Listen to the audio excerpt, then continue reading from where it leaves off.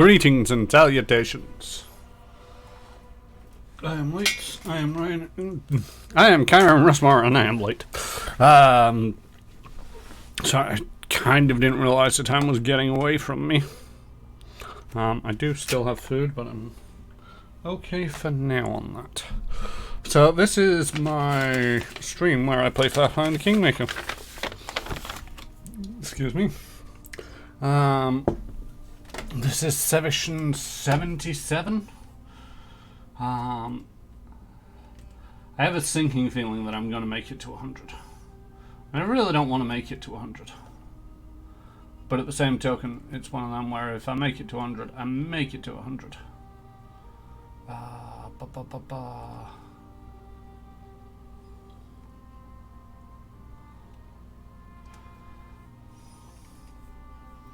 Okay, and I've just not set up my other side of my thing.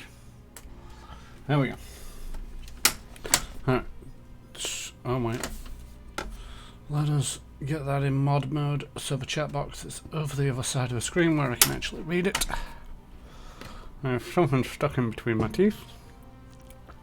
It's going to annoy me. But it's going to have to stay there because I don't have time to pick it out. It'll come out eventually. Or it won't.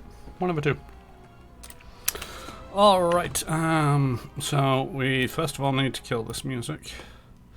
We need to clear everything else out that I'm not currently using. So yeah, the last patch did actually introduce the bug that we've been seeing. So when I loaded it up or when I rested and it applied the status effects and it told me that they don't apply because it's because of the immunity given the difficulty level.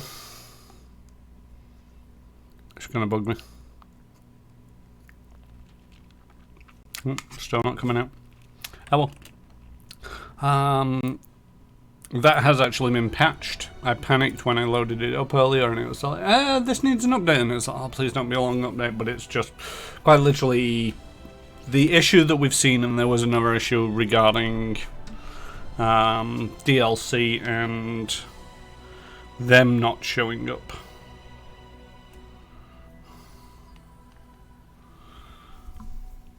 That's why it keeps on getting twisted somehow. Right, okay, so I need to go this way. With it off, because it's going to teleport me over there. I remember roughly what I was doing. This is going to be terrible. Right, so, given the fact that I know that this is about to happen, let's do this one personal once, because these last a while.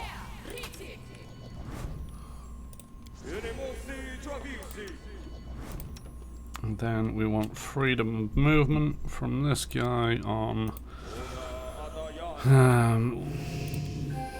Valerie, myself, and Octavia. Right, is that all the prep work? I think that's all the prep work that I can do. Just going to apply that to myself. Off we go.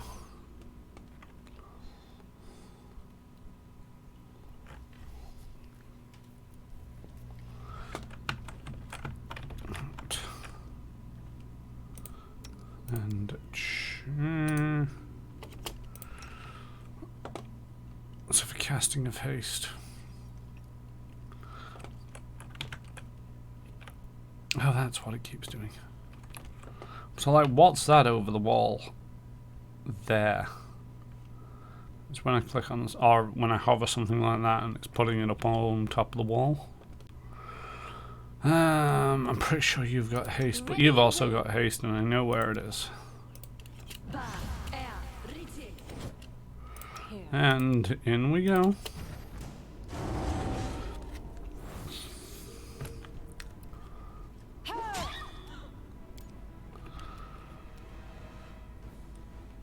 This should do it.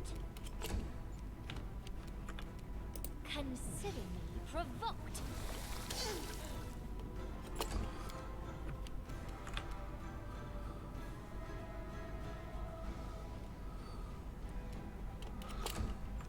Let's leave you there for the moment.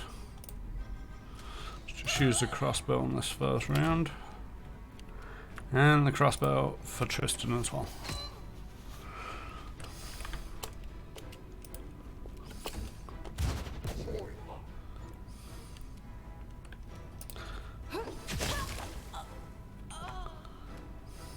Let us strike as one.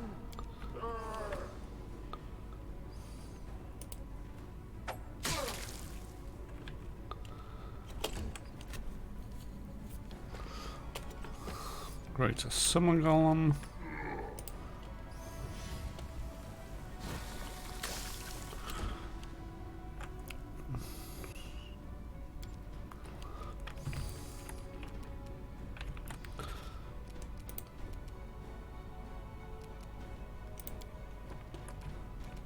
Arcane weapon enchantment and run up and stab this guy.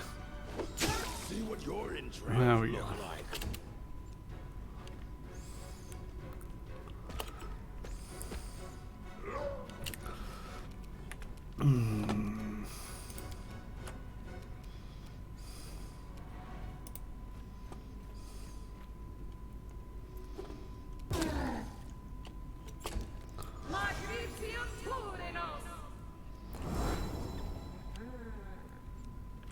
Okay, the nymph at the back needs to go.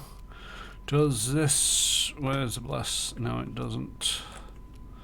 Want you to move up to there. And then the bless will cover everybody. Yeah. Right, and then just shoot that guy. Figured it'd be a miss.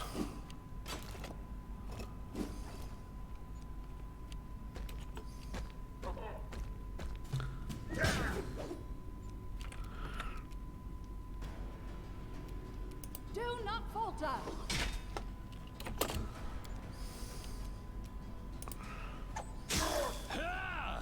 Left yourself open.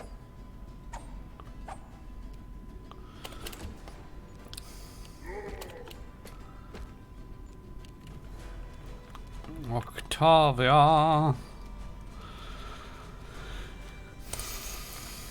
What are these guys? They're immune to a lot of things, which isn't pleasant.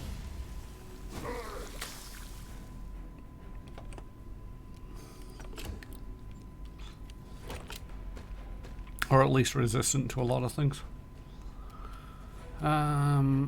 See, I kind of just want you to run away. Just a little bit. Until they stop trying to murder you. And go back after...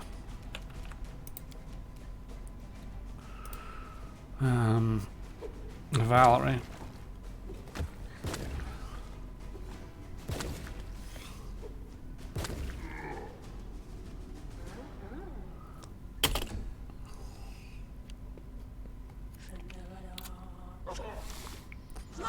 The bit of meat is still stuck in my teeth.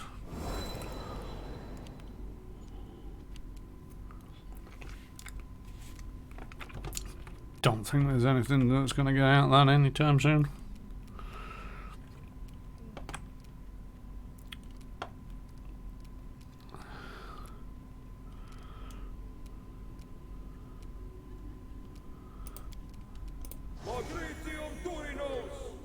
Go heal the Rengongar.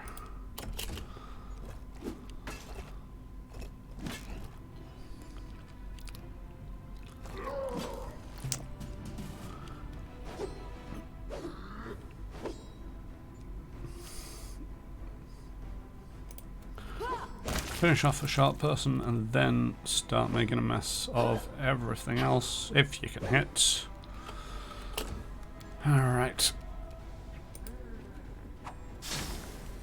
Sneak attack is actually working against these guys, which is great. This is for you. Evening, Maggie. How goes it?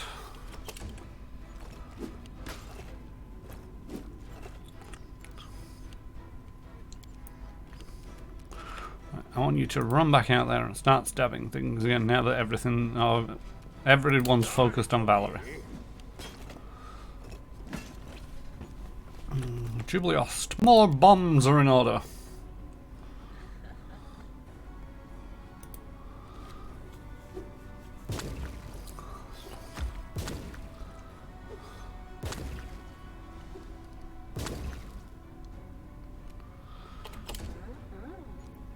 Always with the explosions.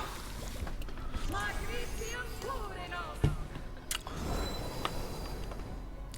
really need you to stop doing that. Or seppuku, one of the two.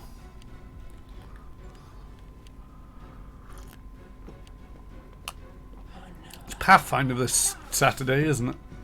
I'm pretty sure.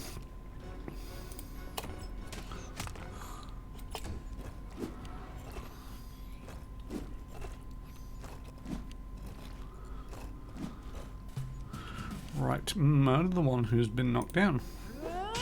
It's so much easier to hit when they're lying on the floor. And the same goes. No! God dang it. I didn't even break a sweat.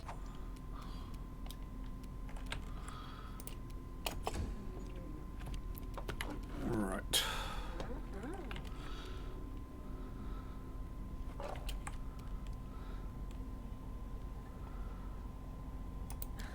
I'm pretty sure it's Pathfinder this weekend.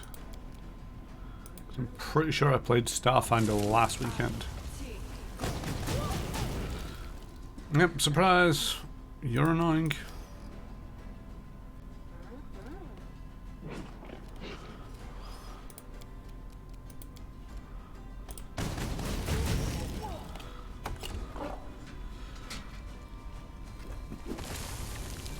That's not pretty.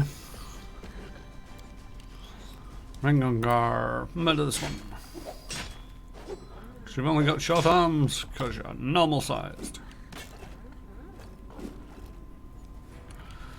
Jubiliost. I would like you to blow up that one.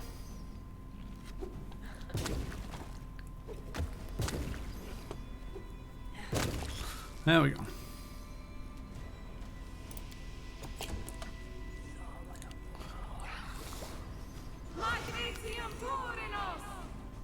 You can stop summoning more things anytime you want.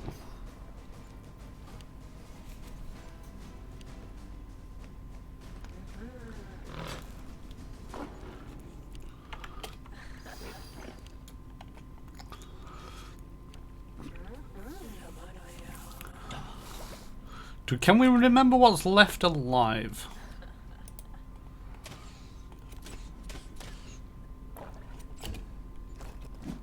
Because I know there was 4 methods and 2 fiends. Justice.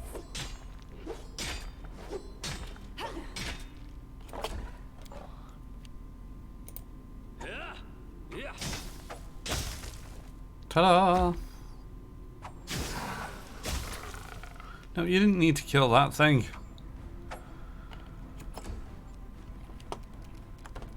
Octavia, we need more of whatever you've got over there on this one. I'm alive. It takes more than that to get rid of me. If you could just hit a little bit more frequently, we might have had that thing dead by now. Don't worry about it, Rengongar. We'll help you out in a moment.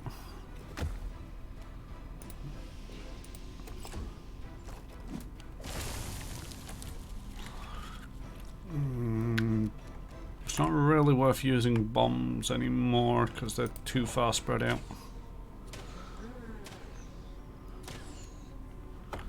Wow, so accurate.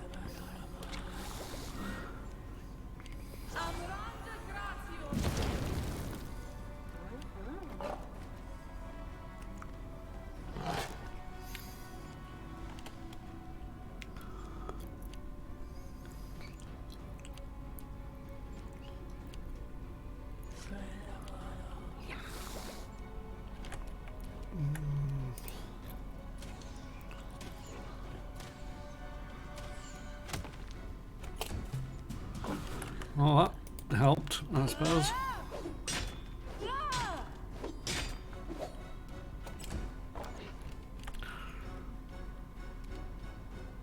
You can't reach that thing to murder it.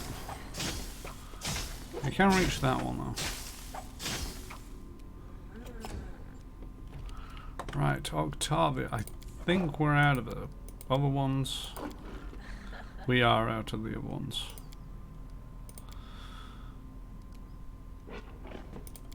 Fire snake. Sure, why not?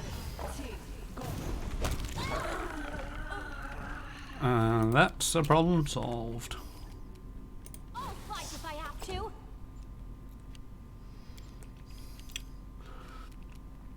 Bleed for me.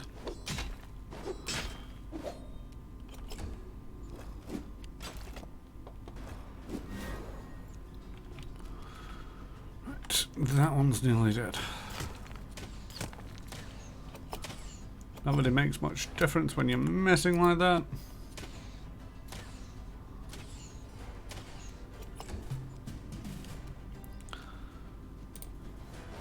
Training pays off.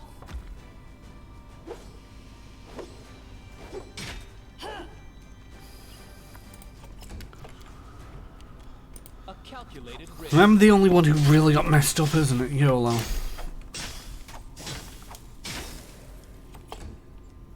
Everybody else is relatively fine. Make with the matter. Otherwise, between you and him, he's gonna win.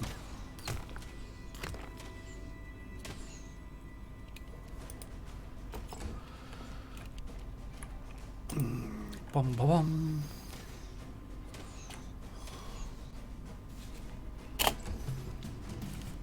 Onwards.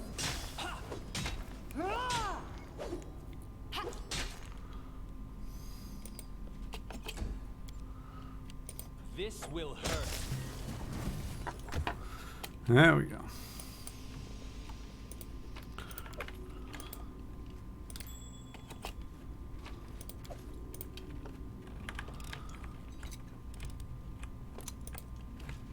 Okay, so we're over here. We're hopefully feeling okay. I'm gonna save it. Scroll of Pernicious Poison. You weaken the target's defense against poison. The target gains a -4 penalty on saves against poison. Any attempts to cure the poison poison target takes a -4 penalty. Yeah.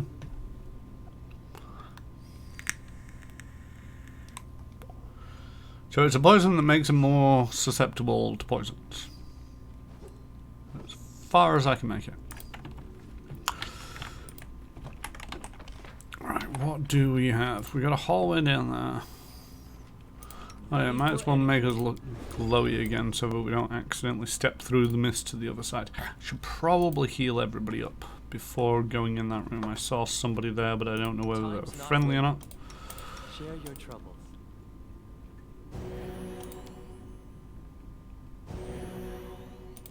One more. Close enough for a council job. Turn around.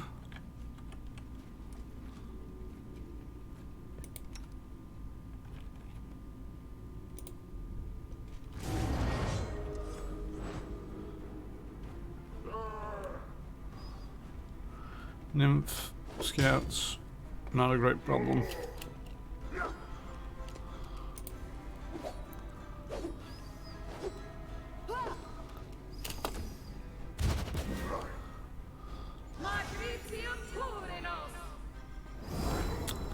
You stand over there and summon all your allies. We'll murder your friends. And get right with you. Maybe. Can we get with the murder? Yes, as far as I recall, I mean, Polka is chatting up the locals whilst the bat signal burns bright in the sky.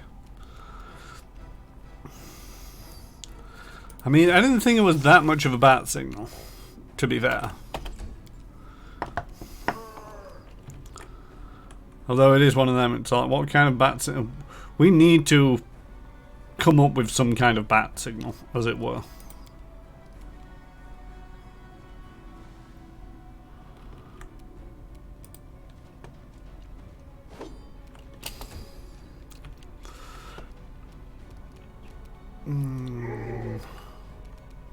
I know there is only 2 of you.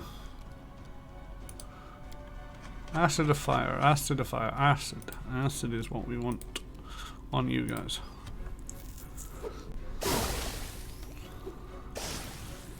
I think we also might want to work on our communication a little, because it was like, I expected you to basically run in there, free the good guys. It's like, okay, we'll be back soon, we just need to go rescue the fool.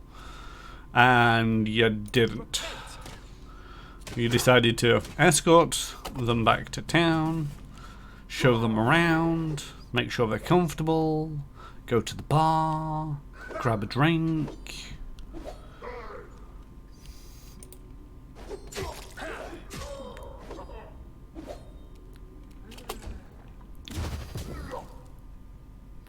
Not annoyed, just disappointed.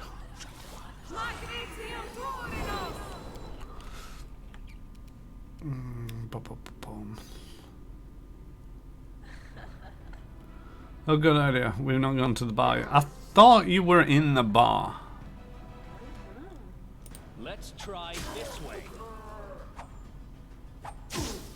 Come on. You're supposed to be good at this. You can't stop me.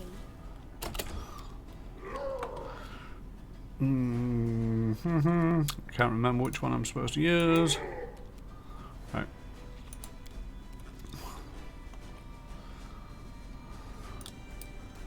This one gives me a bonus of 7. This one denies a dex bonus, which effectively reduces them by 8. And this one, which is more expensive, reduces it by 10. So go for this one, because I don't think it's too important. Because that just takes it down to a 2. And that just murders them. I'll cut you. Town centre is just a large beer gun. J Station, you stay out of this. Have you heard about the exploits of YOLO, the clown?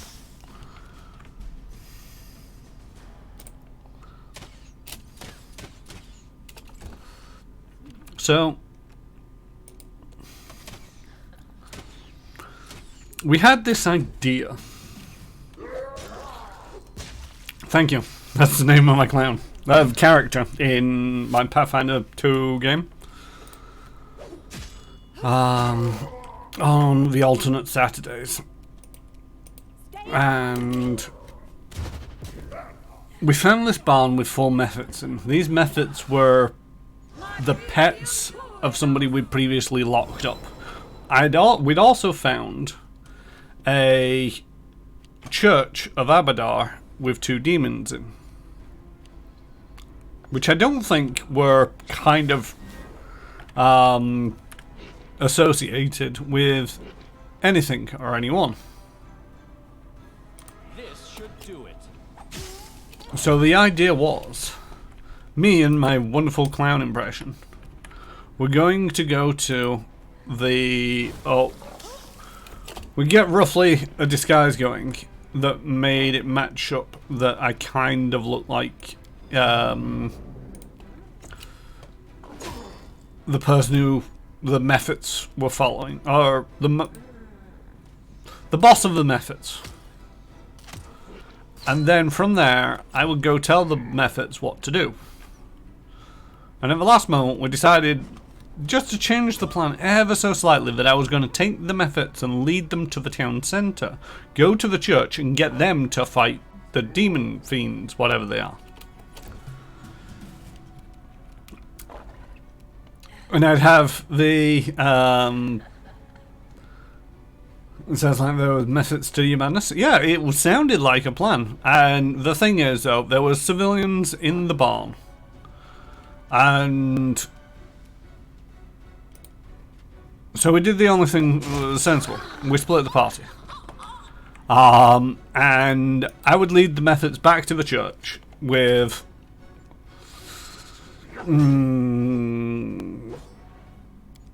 I've forgotten the character's name.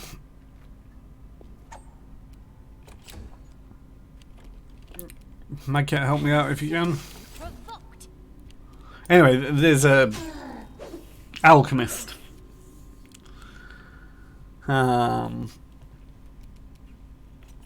Played by Hall, that's it, Hall. Played by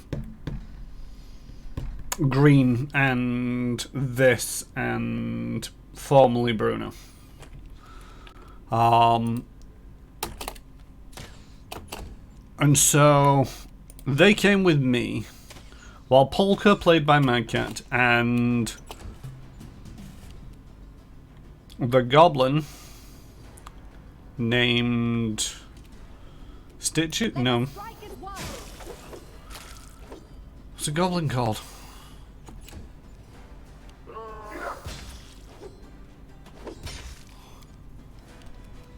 What is the goblin called? Nope, can't remember the name of the goblin. Anyway, I don't think you've met the guy who plays that guy. Or if you have, it was a while ago. Right, that's another room cleared out. No, it's Hal Zane, which is... I keep wanting... Or it's something like Hal Zane. All according to plan. Oh look. I'm glad I've saved, because this ends badly most of the time.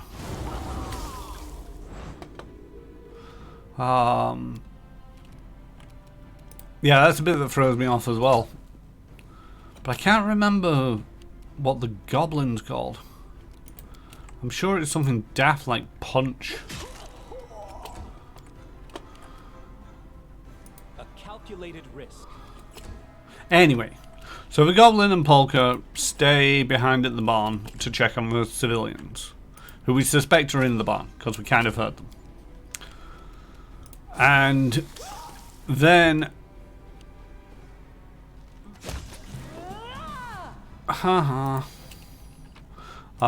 they were supposed to kind of like meet us, but we didn't really formalize that plan. I was improvising at this point in time. I just figured, okay, I'll get these methods to come with me to the church and get them to fight the fiends, the demons, rather than us having to do all the fighting. You know, two birds, one stone kind of touch. Well, anyway, that kind of ended badly because I say because first of all, the methods eventually saw through my disguise, where I basically asked them to walk in and, you know, get themselves killed. And then there's also the slight fact that I'm not actually the person that I said that I am. No great surprise there. You know, also half of my disguise to start wearing off by this point. Right, delay until, oh god. And there's a nymph in there. Where's this nymph? Oh no, she is. See, I don't really want you... Right, line up behind Valerie. Well, no, you can go. Wow, much damage.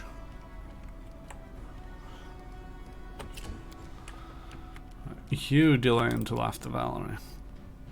She's not another melee person. You fire crossbow bolts. So yeah, they didn't come to me straight away. They decided to help out the people that they found in the barn and investigate the barn, despite not being really the investigator types. The goblin certainly isn't. Hey Josh, so basically did the trick to get me teleported over to here, as discussed at the end of the last session, We had about 5 golems and 2 nymphs, and then I decided to come in here. There was 3 of the elven people and a nymph. Medusa in here, which tried to attack me and just died. Nothing in here, and we're now up to 5 golems and a nymph. Things are going okay, but only in as much as I feel okay for the moment. I've not burnt too much magic.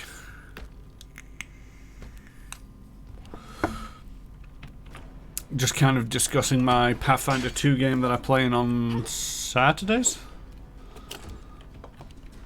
Right, okay. Go over there. You're not a greater one. And has that worn off yet? It has.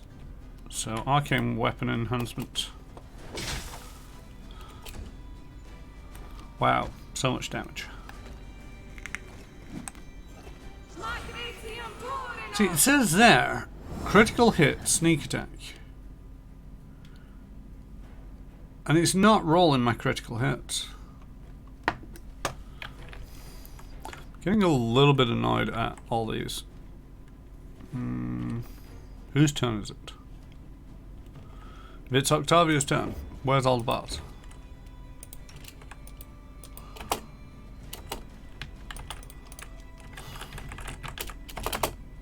Hello?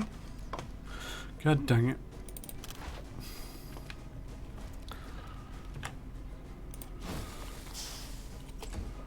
So it sets everybody to flat-footed, which is terrible for me.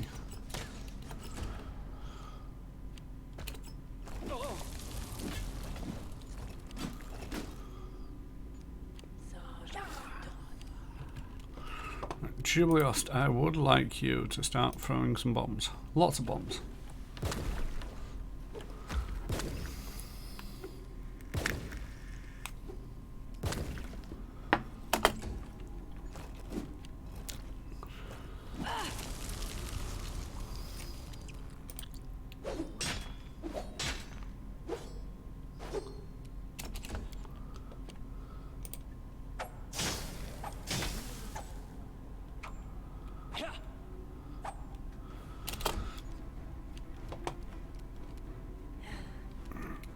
What's this?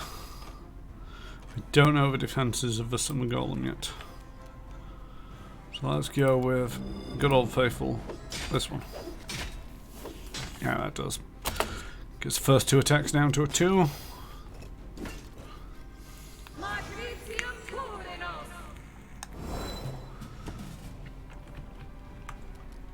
Oh, there we go. I thought it broke again. Which would have been very annoying, seeing as though I've just got everybody not flat-footed anymore.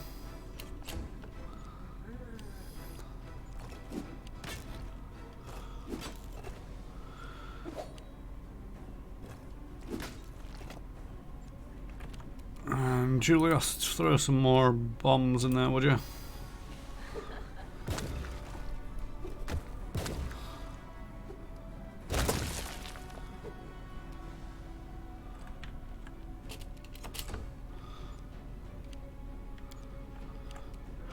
Murder that one.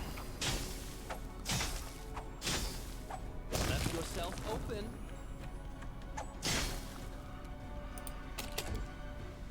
Do not falter.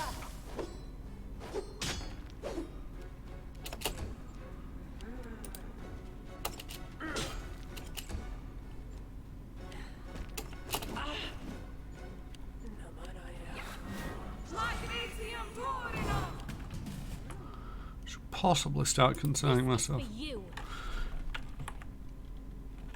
Every time she summons something, Octavia gets screwed up. So everybody's now back to being flat-footed, which is terrible. I mean, it's good for that, I suppose. It's not good for everything else that's about to happen.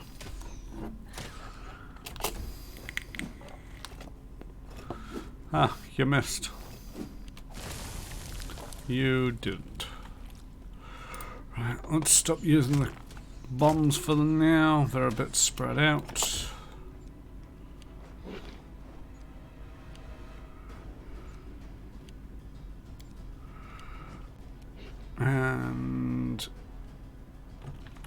Murder that goal.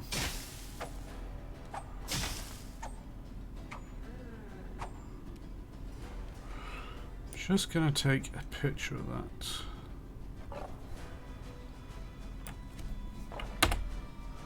No, wrong button.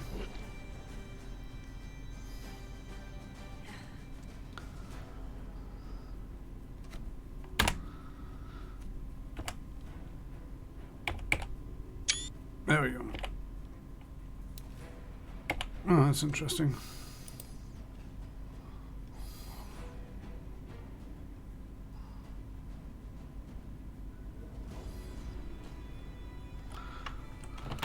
I didn't know that was a bug report. I gotta put in my email address. I don't want that to be general knowledge, so 1 second.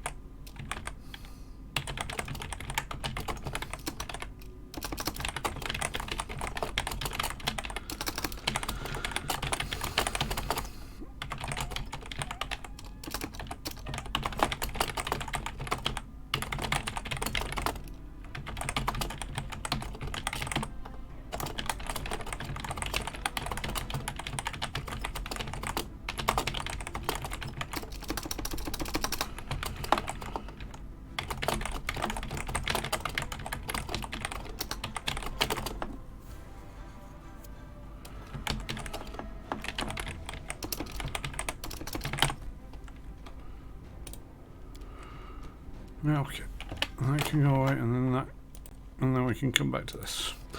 This sneak attack. If this sneak attack is what it's the end of me by the end of the game, I'm gonna be with it not working consistently and correctly. It's a little bit frustrating. As is that.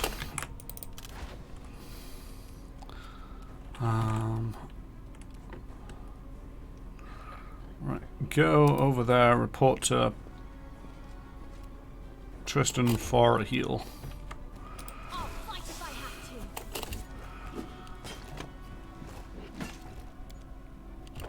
have to. Tristan, heal Ringungar.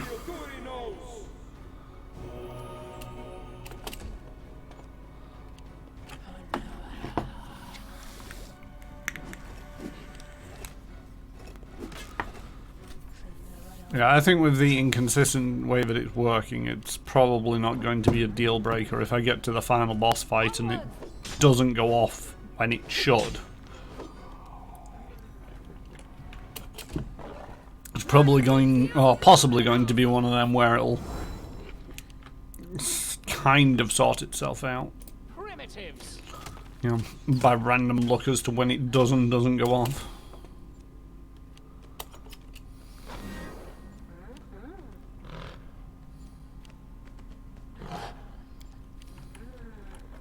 This will hurt.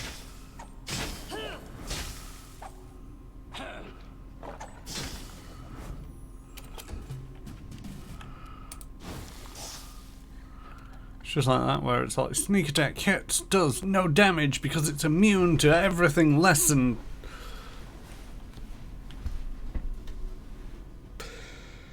20, I think it is. Yeah, 20. But without sneak attack damage, it's never going to be greater than 20.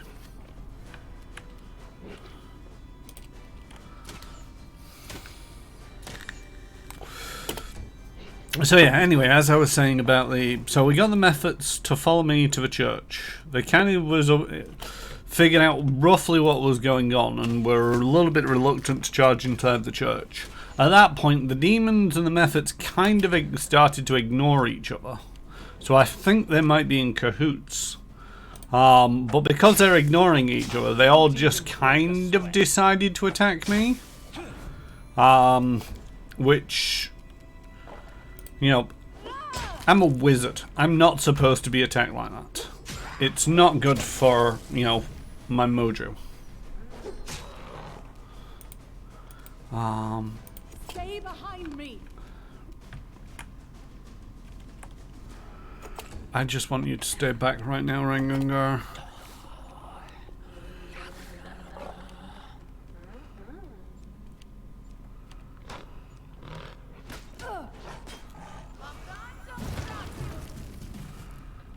How rude. Can you target my nymph? Stop me. Can you target my nymph? I think it's about time I took care of the nymph. And maybe that guy.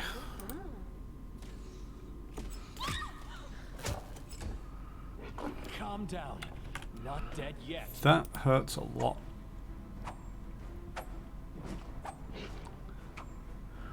Also help if you could hit once in 6 attacks.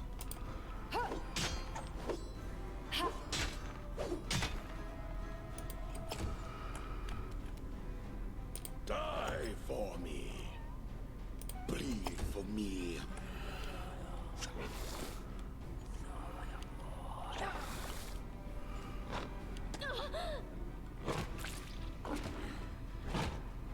I die free. You're not gonna die yet. I'm wounded. Okay, now you're dead. God dang it. Tristan, let's have a heal on me. Drop a heal on me.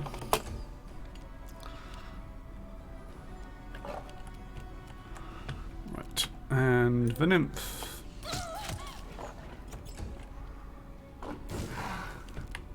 And the greater autumn golem.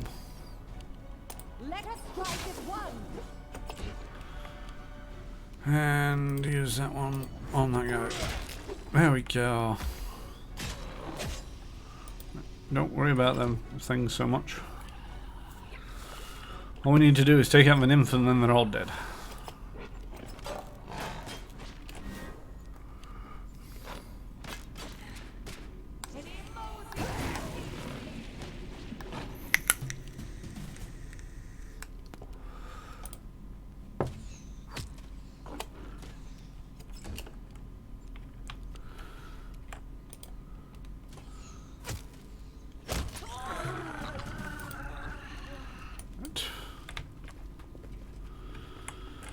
Okay. One more crappy dagger. We seem to have run out of rooms along this hallway.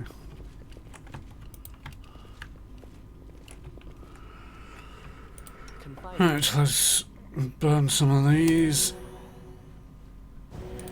The one who was looking worse also has the fewest hit points, so you're great now. And off we trot to the next great encounter.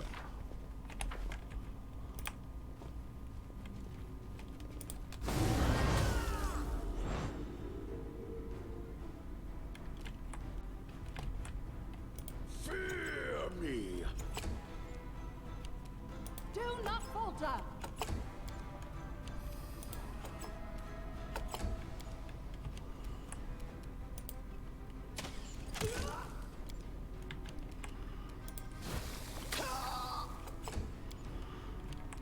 Will they ever learn? No, because they're going to die.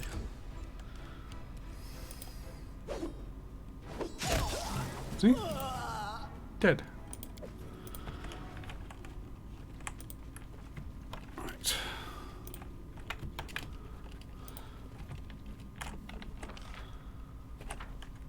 Now we need to see where this trail goes. Door is locked. That'd flip us sides again, I reckon.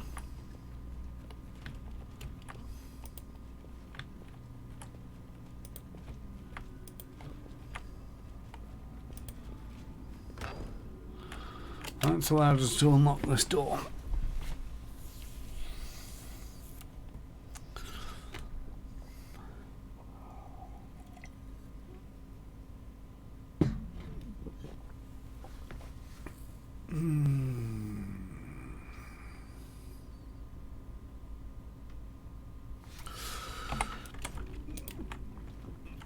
Right.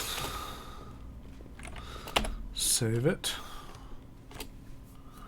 Because we're now in a position where we can get out again, should the needs arise. And we go back through here and we end up on the flip side, back in that back room. There we go. So we turn on the torch again. And we see that we've got a nymph. And a wild hunt archer. We'll do it the hard way. And shoot, there's a wild hunt boss personage at the back, which I'd rather not have.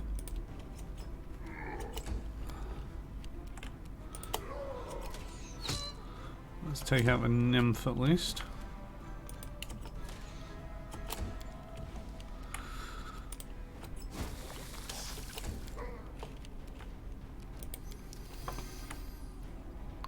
I do kind of wonder why I keep Octavia around.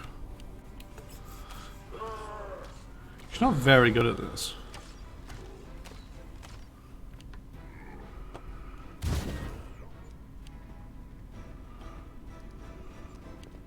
The Monarch, that's it, the Wild Hunt Monarch.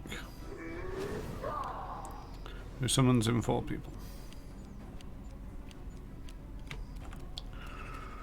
Right. Let's take care of the nymph before they start summoning in people as well. No, we just escalated straight to Firestorm.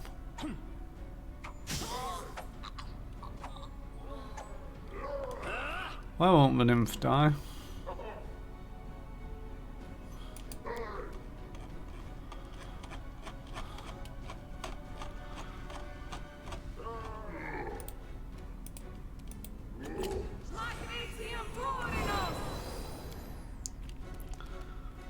Who just summoned you?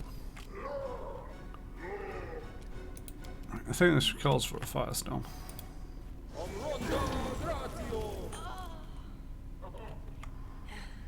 There's the other nymph.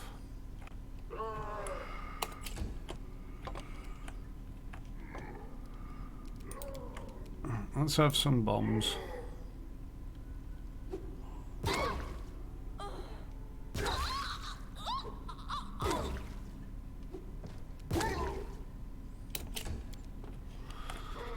I think that nymph is just as good as dead. You are nowhere near dead, but you're flat on your back, so it doesn't help with the ranged attacks.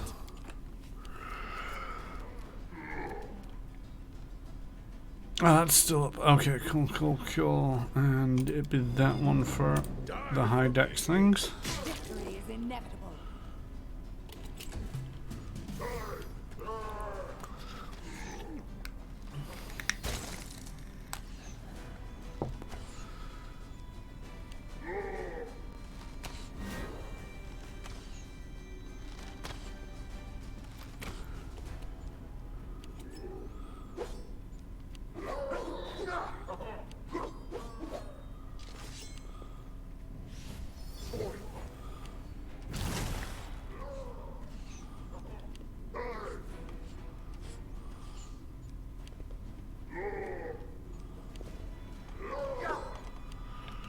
Right. Let's take out that monarch now that he's arrived, maybe, perhaps.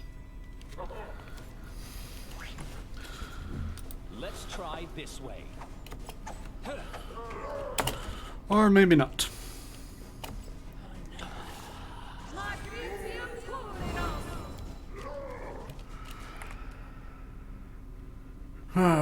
Shazbot.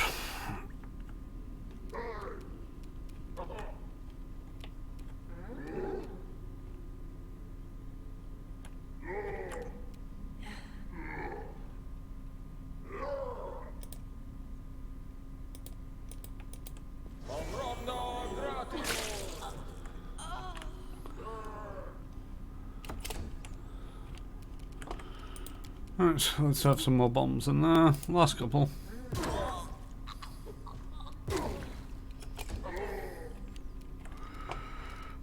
Chain lightning I think is okay against these guys. No, chain lightning is good against these guys, I think. Not bad. That nymph is slightly worrying. But anyway. I can't really move too far. Oh, yeah, I've got spells that I can pump into this, don't I?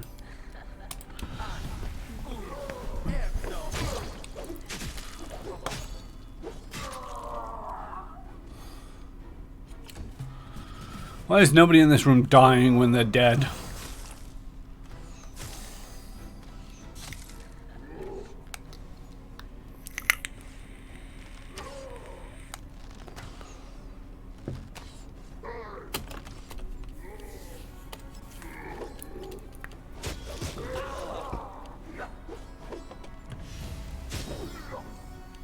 Oh dear, they've shrunk me.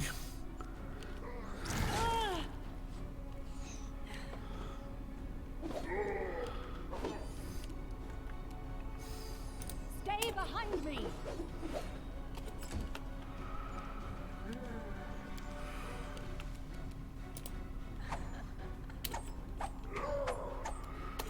I hate concealment.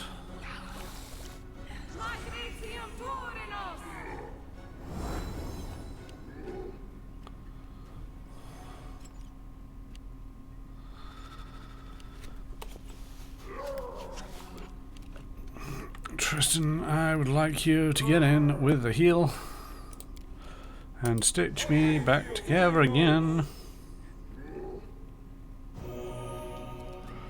There we go, not too bad.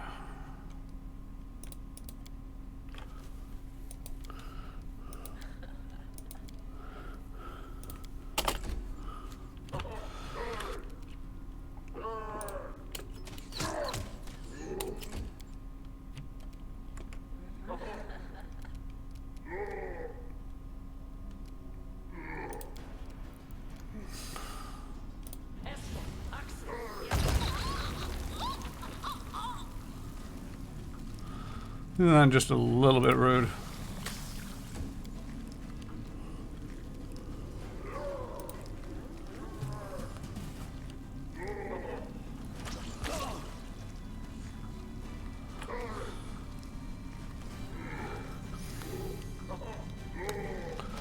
I have a feeling that the Hungry Pit might have been a mistake.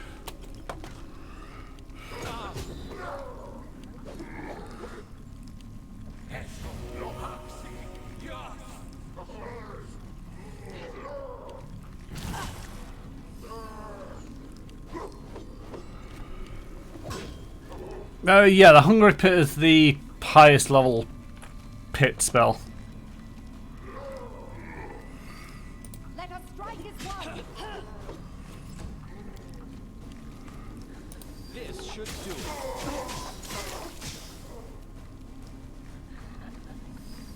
They should be like super dead.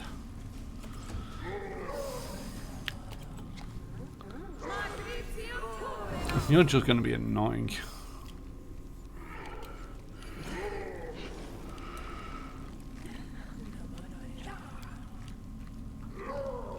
I believe Sarlacc is one level higher, sadly. Yes, but wrong universe, so they're not actually acceptable, accessible in this universe.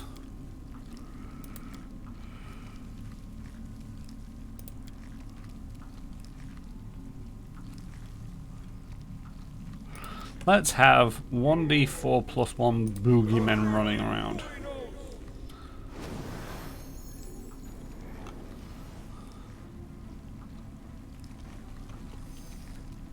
No idea what that's going to do for me, but it should be hilarious.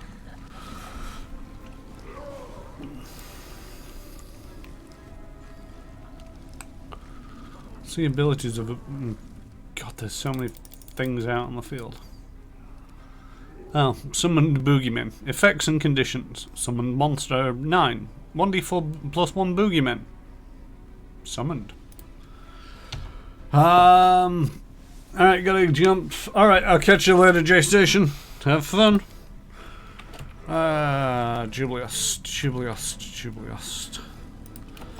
Let's see if you can't hit the Wild Hunt Monarch.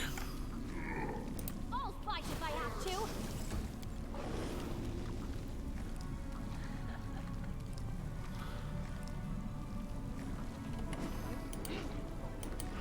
Why do you look slightly stunned? What's up with you?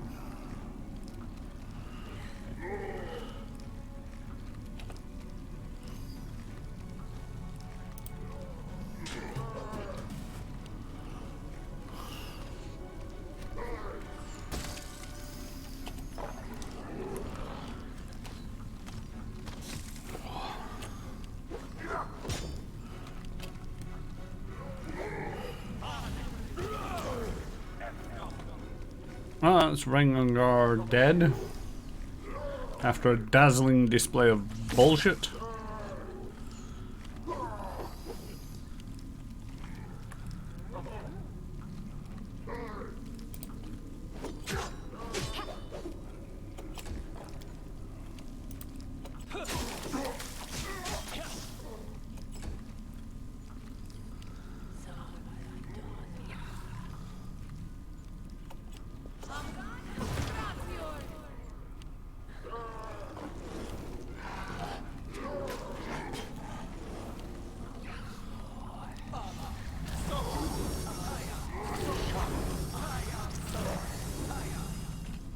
Well, apparently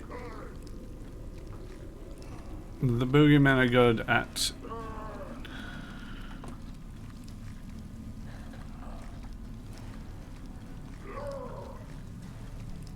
crushing despair. That's a thing, I suppose. Right, I could do with a mass heal.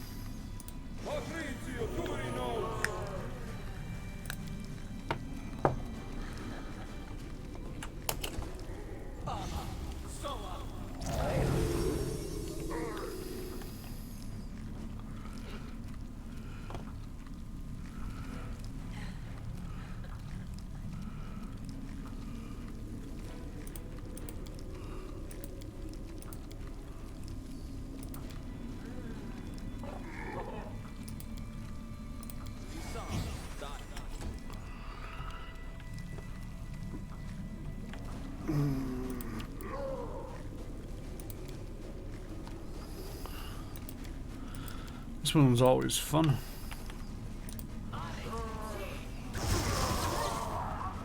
See? Fun. Somebody died.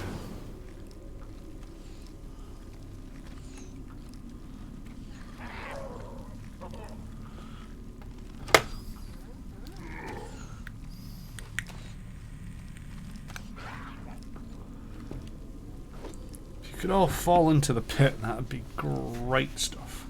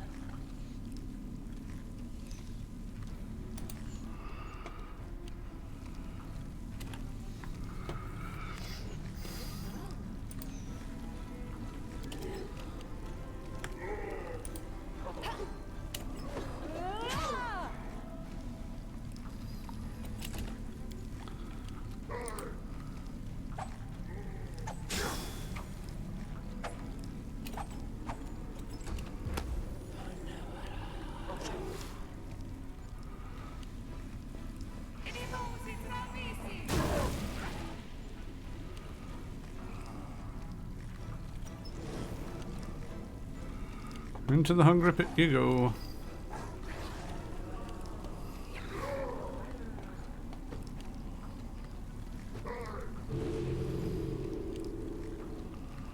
Boogeyman, show me what you got. Is that it? Are you just gonna run up to them? Oh, you need to... Okay.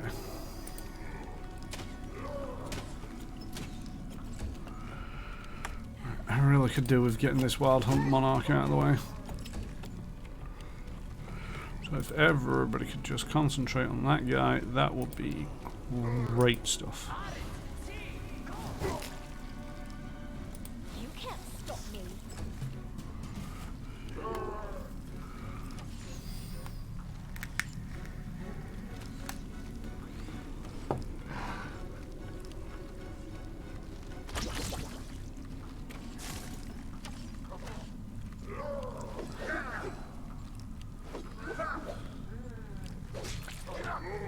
What did I say about maybe falling into the pit would be great?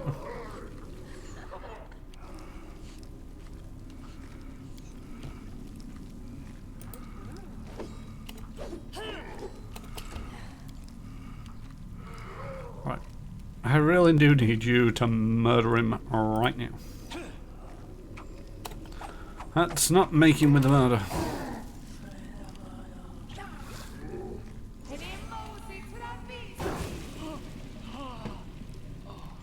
Well, I died.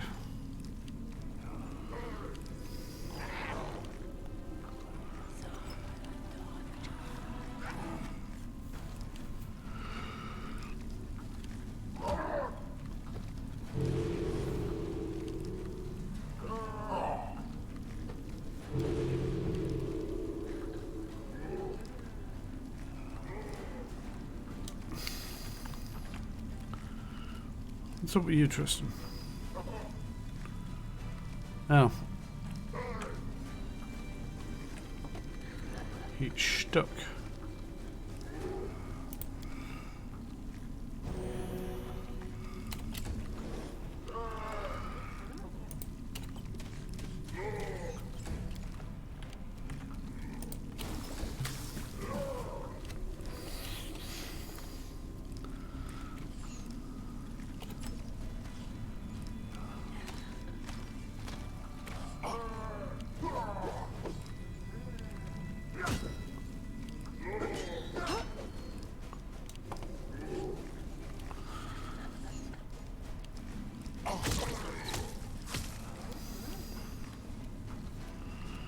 Do not falter.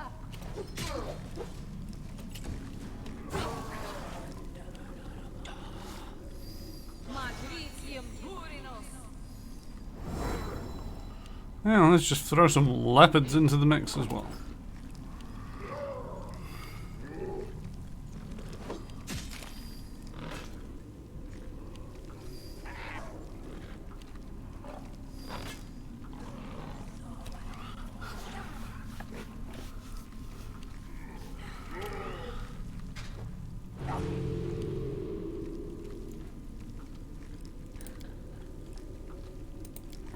Really do with everybody staying alive.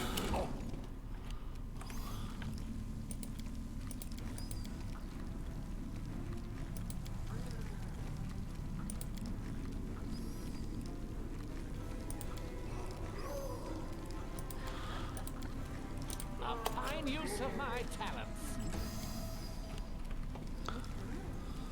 Considering provoked.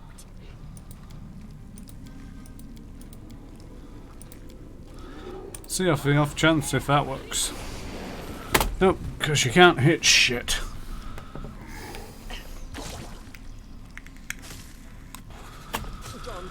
Stop trying to murder my cleric. I need him.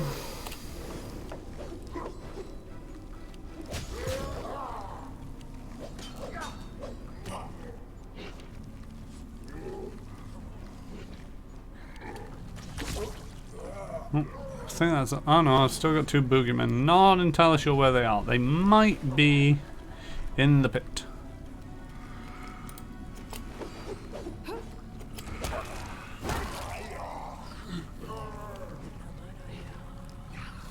I think that was Tristan dying.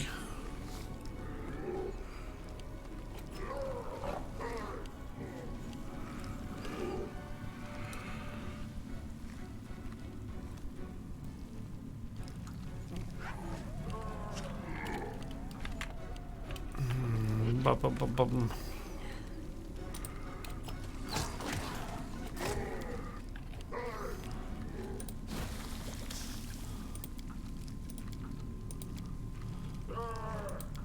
Just use magic missiles.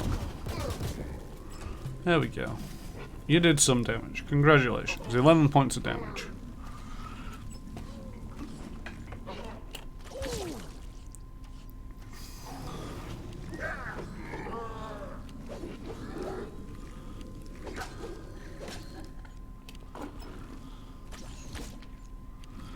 If you could stop killing everyone else, that would be great. Onwards! I see your light. Yes, Tristan, you died just like everyone else.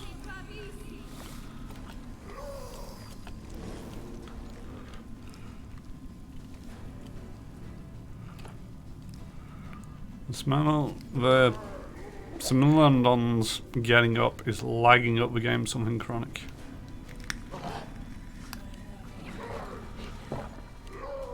Which isn't good, because they're the ones who keep falling in the bleeding pit and then climbing out. Let's do one of that. I missed completely. Oh, why was that a standard action all of a sudden? Shit.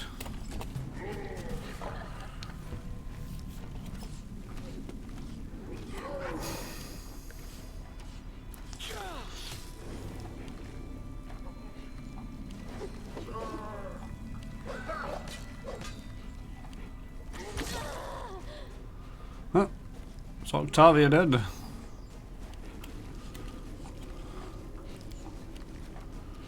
Stay Just behind me. kill the monarch, and hopefully lots of things go away.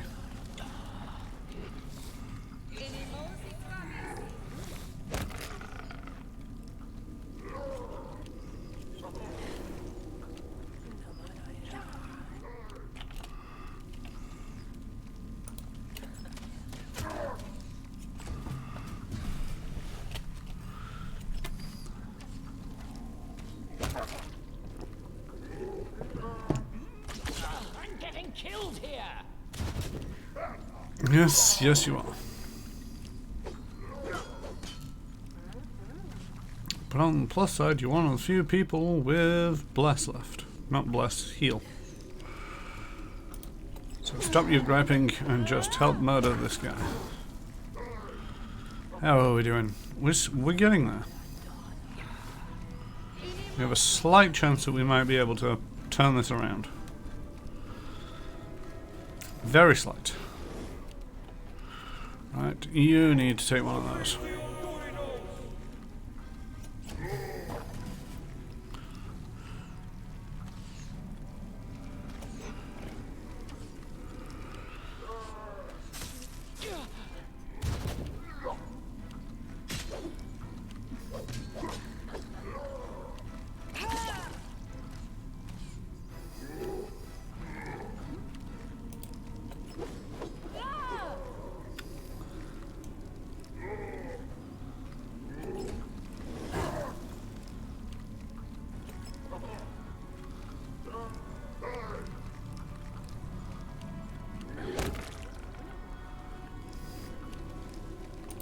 The nymph just came into range.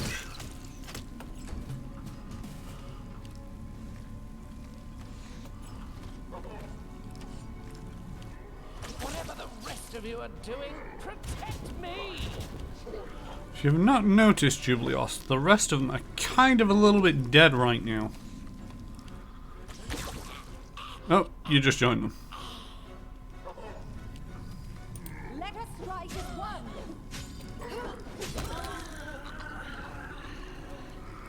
Alright, clean that up a little bit.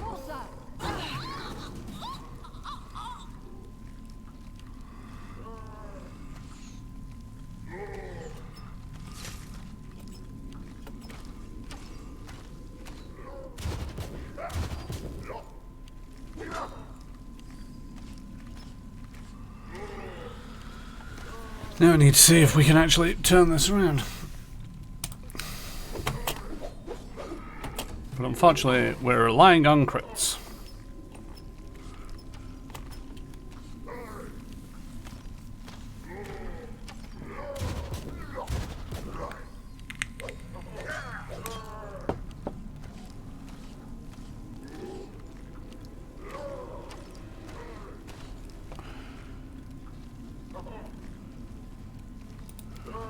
Is that your one and... Oh, what's this?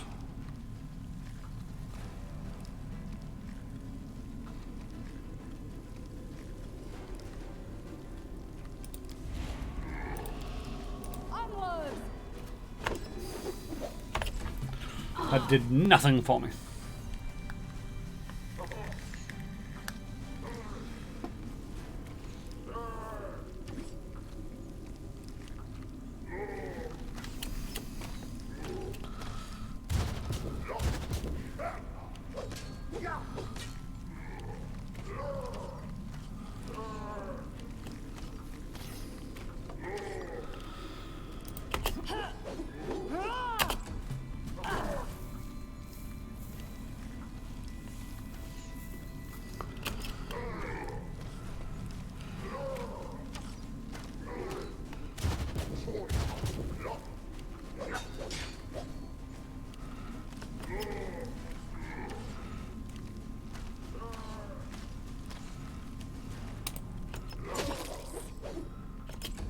Okay, maybe one or two good solid hits on that guy.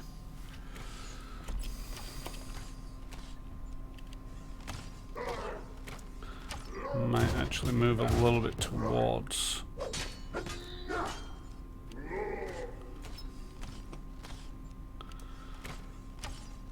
the archers.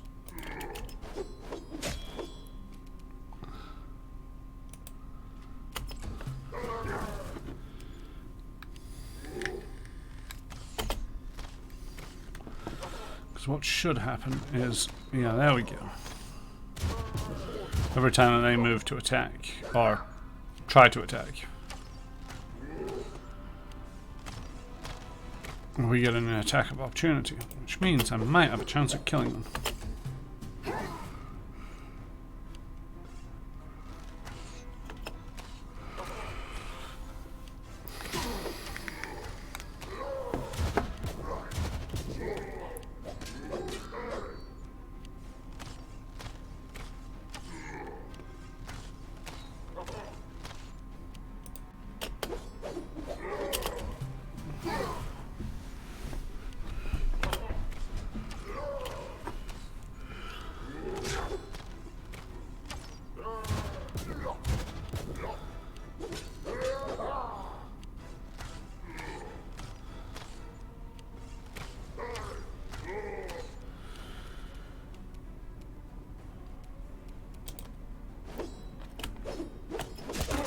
Oh, there we go.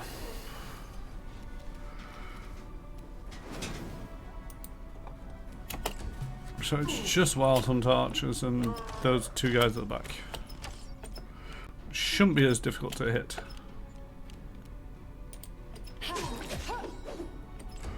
The archers certainly aren't.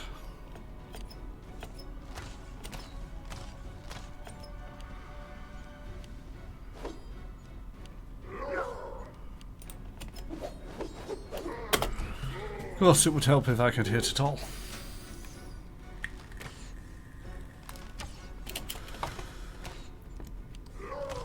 We do have the problem that Tristan is permanently dead. When did that happen? Stay behind me! Because that might be a bit of a flaw.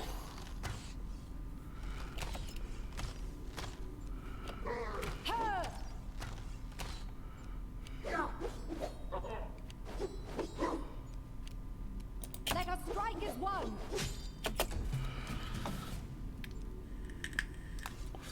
God damn, I thought Tristan wasn't dead. Because now that he's dead, there's a slight issue with the plan. The plan was to bring up Rengongar, Do not falter! rest, bring up Octavia.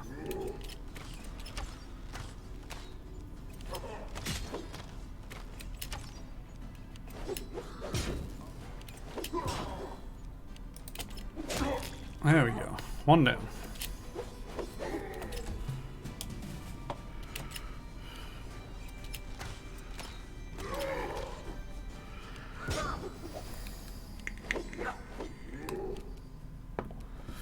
How difficult are you to hit?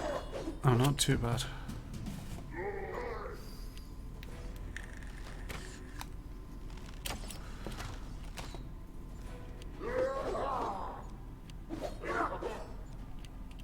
Let's murder you first. I'll try to murder you first.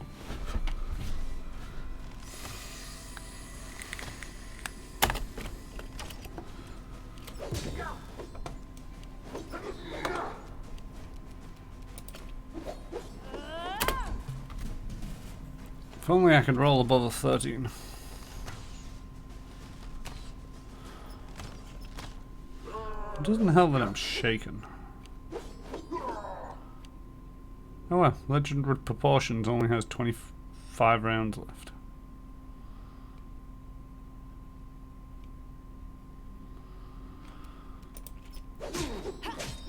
Still, that shaken hopefully will go away sooner rather than later.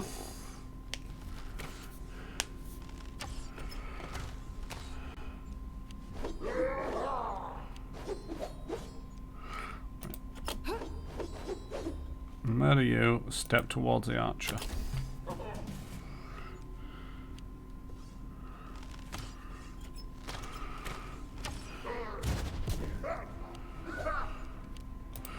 Murder you, step towards the archer.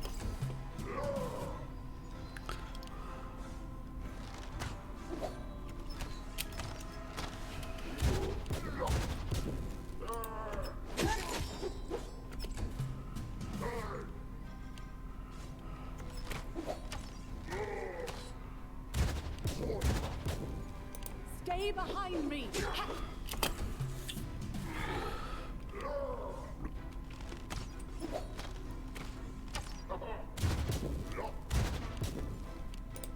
Ah!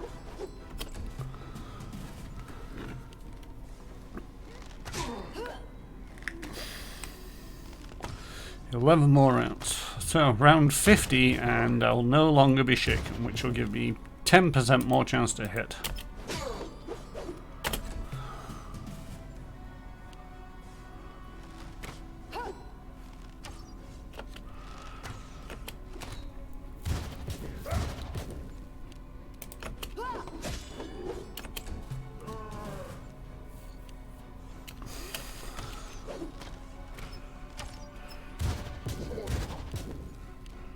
Let us strike as one.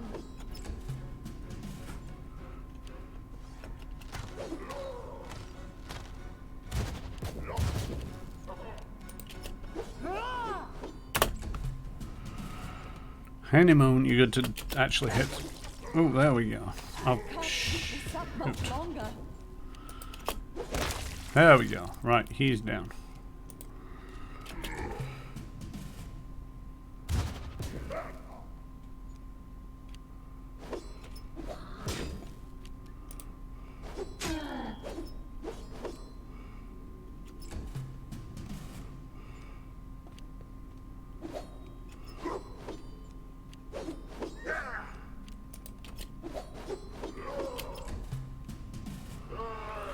Four more rounds of shaking.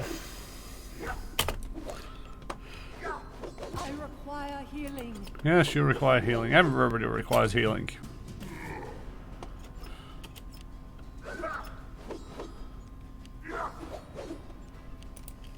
Shoot.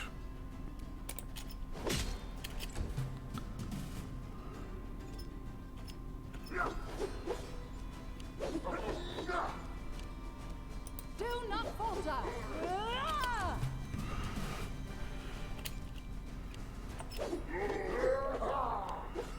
I can't keep this up much longer.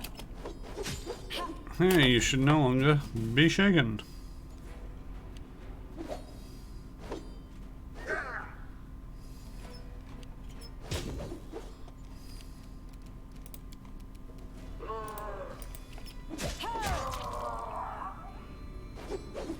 I forget fight defensively is a thing.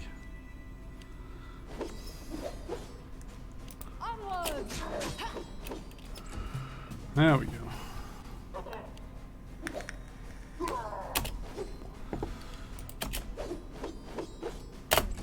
Of course, I've increased the odds somewhat. No longer being shaken, no longer you fighting defensively, and still struggling to bleed and hit this thing.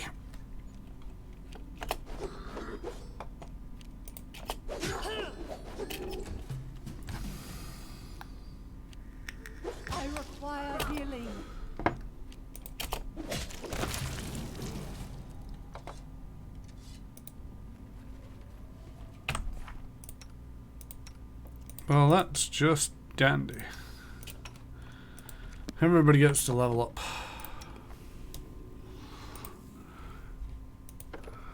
Fighter. 3 points. 1, 2, 3.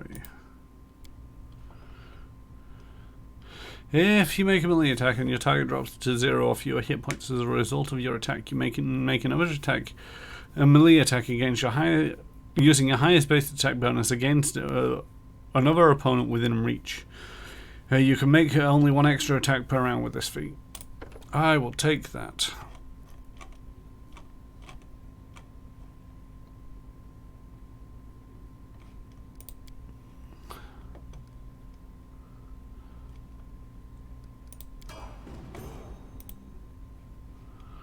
Rogue. I got a rogue talent and blade sense.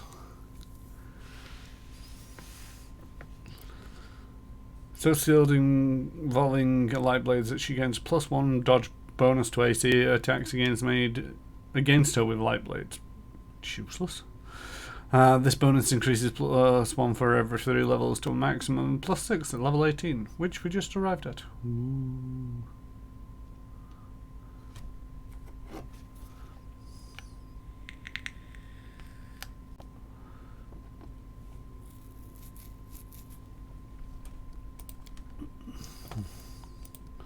Two, 3, 4, 5, 6. Rogue talent.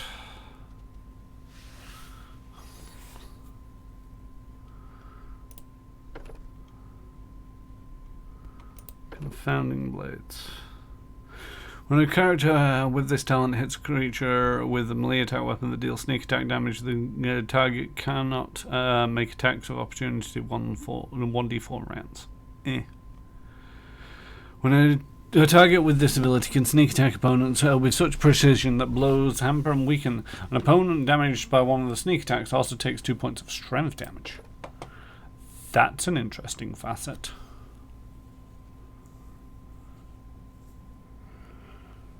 Because that should slowly start sapping them to the point of, well, dead. An opponent that is dealt sneak attack damage with this character with this ability is affected by targeted dispel magic affecting one of the spells active against target. The caster level for this ability is equal to the character's level.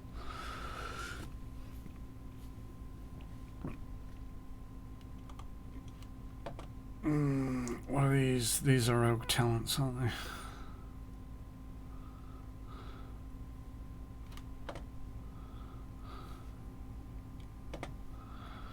Whenever a creature inflicts a penalty against a target using the debilitating injury class feature, you can select 2 penalties to inflict the target and never be subjected to more than 2 penalties in this way at one time. If the additional penalties are inflicted, any previous penalties immediately end. Any effect that heals damage to the target negates both of the penalties. Fast stealth, useless focusing attacks second. Intimidating prowess, iron guts, skill focus, weapon focus. I mean, the question is, see, one of the odd things is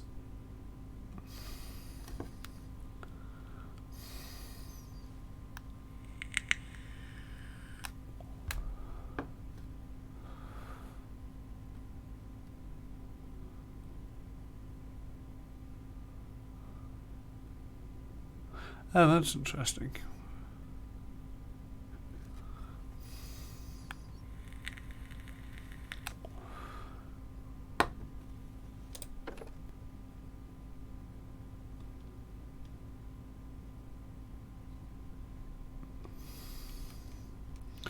I mean, I don't want that. I think I'm going to go for Crippling Strike just to try and sap there. That's something of interest. Oh no, that's when I get 10d8. Yeah. 10d8 of sneak attack damage. And Jubileost, Alchemist.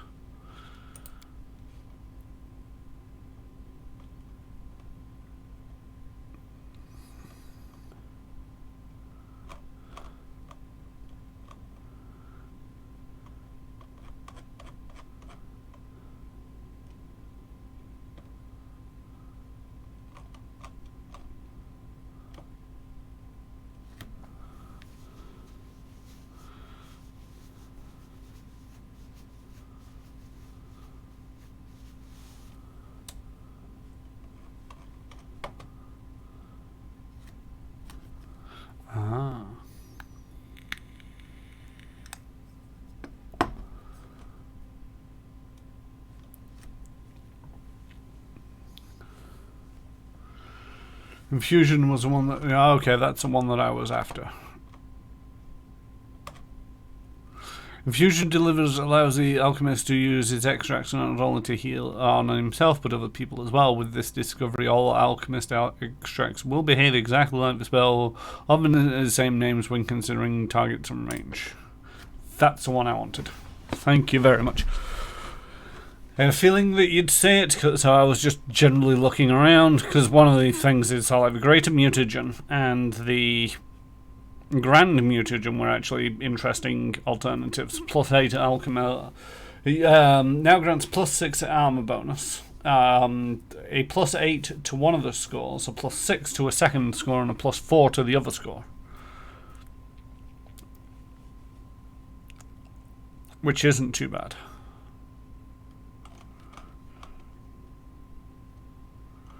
But the infusions will also help because he's got some interesting abilities.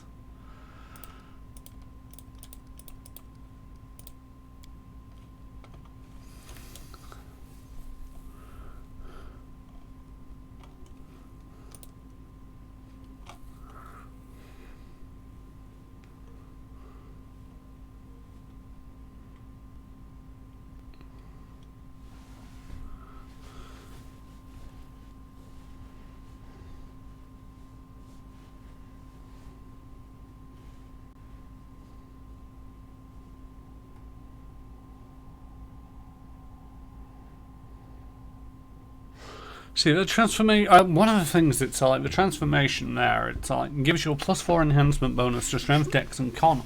There are so many belts that I've come across that are just so much better than that by now anyway. So you can pretty much scratch that out. The +4 natural armor bonus. Again, amulets or rings. I think it's amulets. Amulets are better than that. So scratch that off. +5 competence bonus to fortitude saves. Proficiency with all simple and martial weapons. And your base attack bonus is equal to your character level. They're the only 3 benefits of that spell. So it looks like you're gaining a lot, but you're not. Trucing could be useful.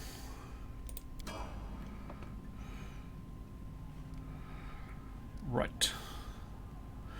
We are in a terrible, terrible, terrible position. But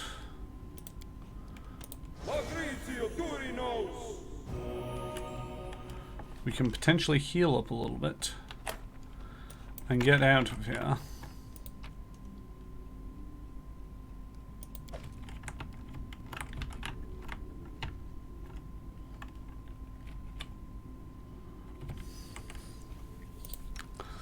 Thing is, we've got Cure Serious.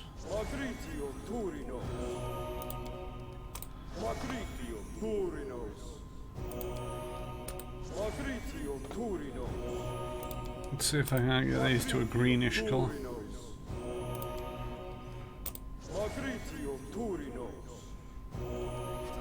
Right, so if I look at your spell book.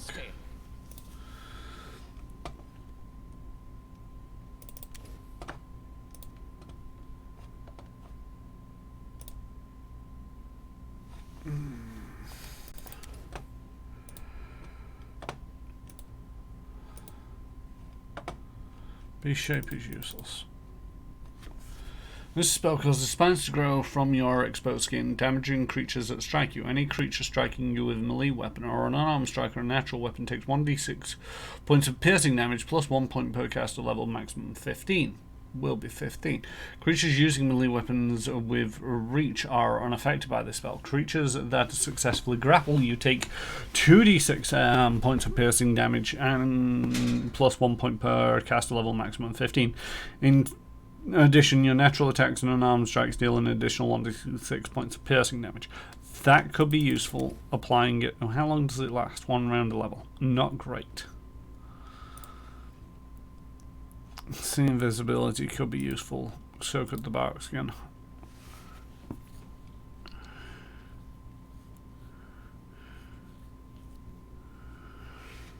Should remember I've got the bomber's eye.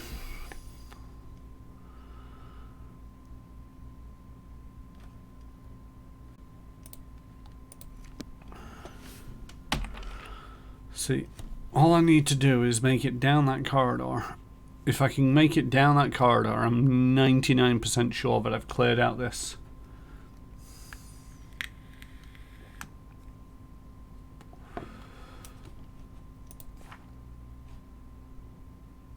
He has got, well, yeah, he's got ranks in use magic device. Do I have a resurrection scroll? I do have a raised dead scroll.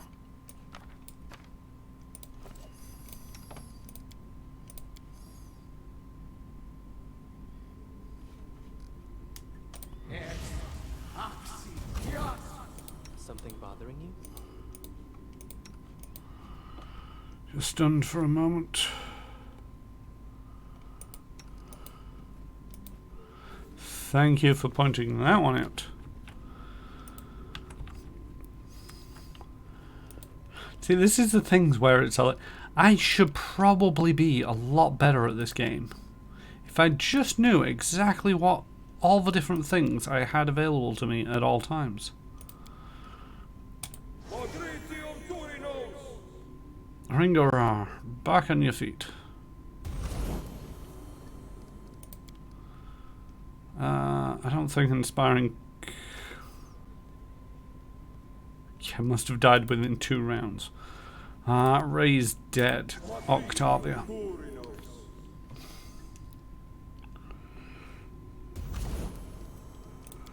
You're a lot easier to revive.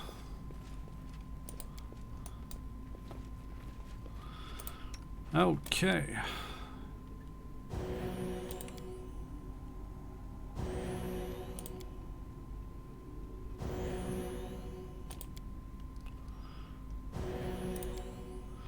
Everybody should now be dandy.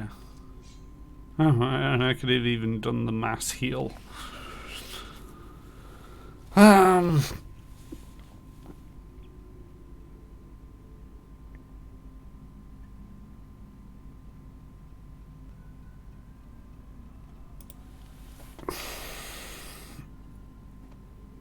Alright.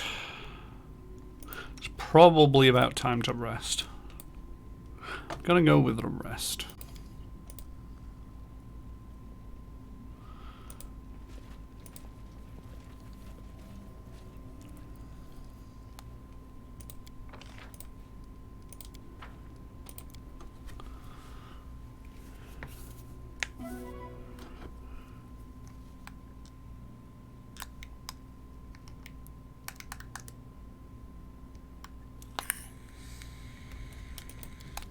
Keep on expecting some kind of dialogue from these people.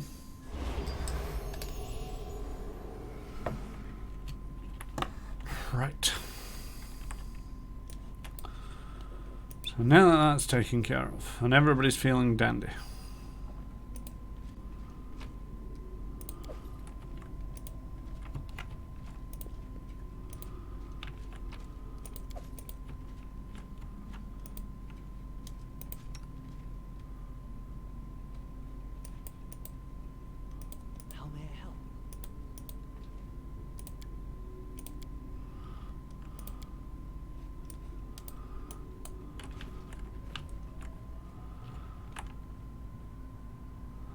Right. So, What's the hold up? morning rituals. Let's get everybody. Oh, you can actually supersize somebody else, but you're going to supersize yourself. And Chiron. I should probably actually supersize Rengongar, but oh well, I've already done it. And then we want the freedom of movement on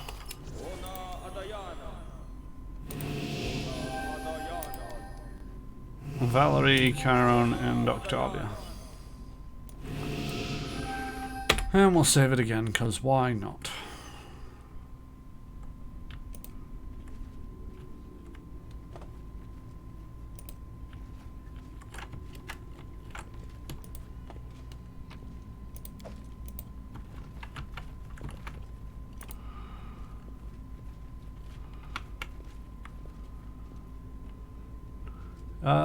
Did you just give Julius a load of shield spells? Quiet. I'm No. I've got the thorn body. And I've got... That's... Stone skin might actually be useful on... So we've got the stone skin. Which could be useful on Valerie, Charon, and Ringongar.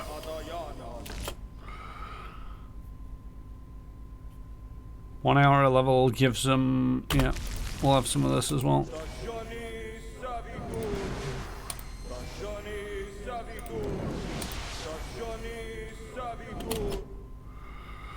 True Seeing is only a minute level, which isn't exactly useful right now, but it does negate blur, displacement, and other invisibility effects. Oh, spell resistance. Everybody gets spell resistance. How long's this level? Oh, a minute.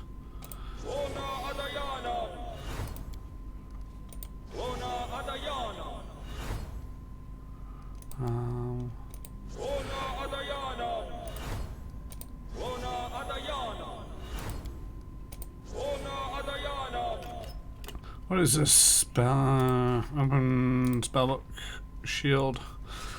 A +4, yeah. Possibly, it probably would. Because I don't think ironically enough, she's got the shield. The Sentinel, which gives you a shield bonus.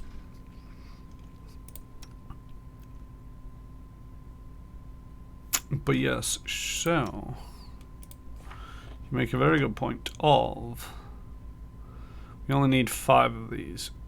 True strikes are useless, I keep forgetting to use them, but there we go.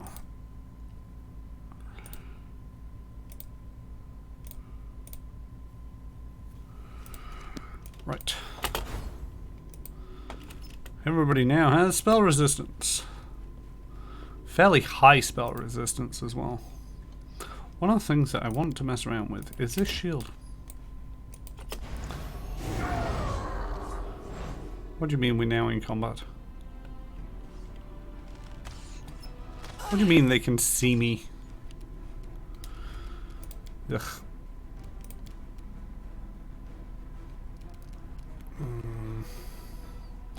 Really do need to find haste on this, guys.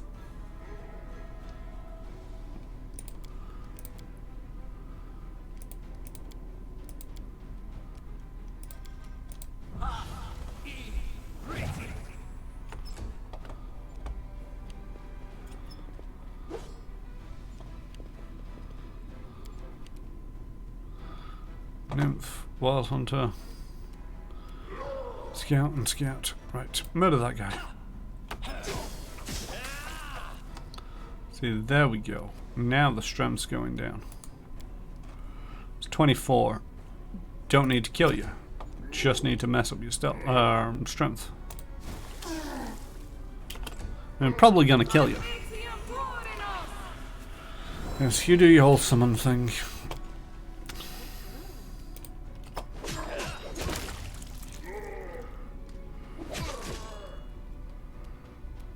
Stay behind me.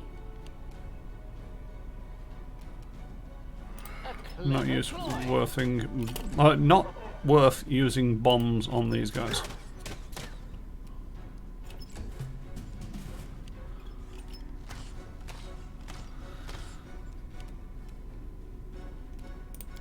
I don't know, I've already done that.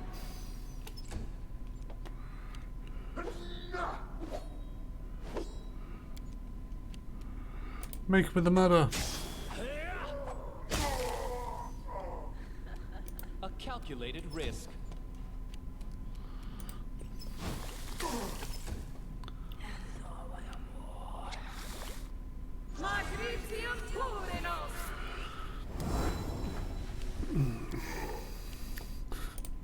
Turn off Valerie's shield because I have a feeling that that's useful. Really? Okay, go there.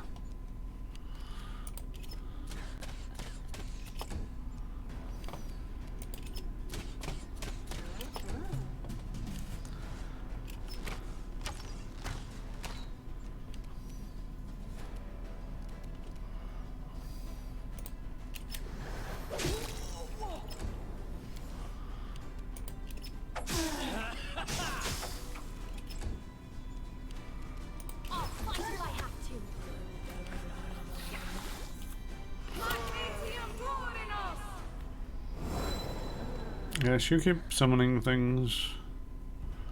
We'll deal with them in a moment.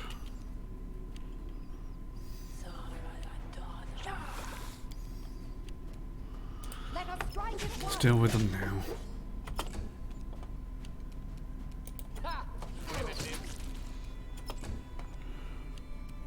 So it's come to this.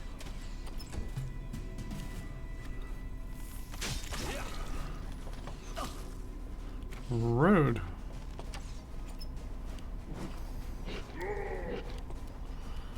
God damn it, Ringungar, what's wrong with you? Oh, you're fascinated. Great stuff.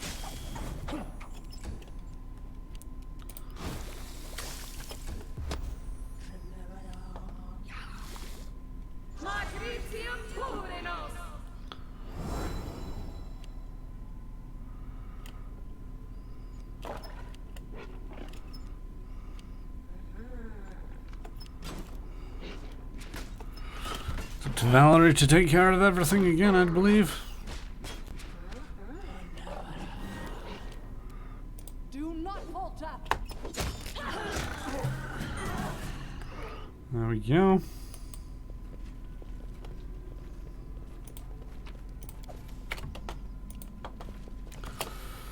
Forgot everybody else leveled up as well.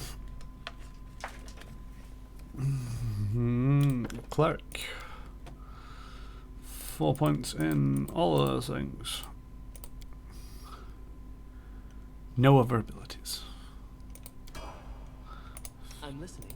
I think Tristan's actually seen the last of his abilities a while ago. I know, he gets one more feat.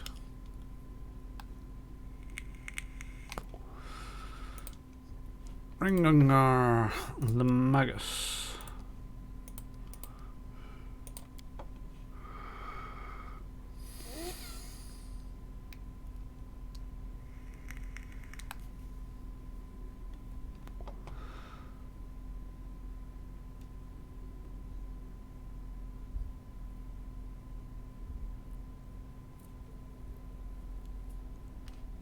See what's the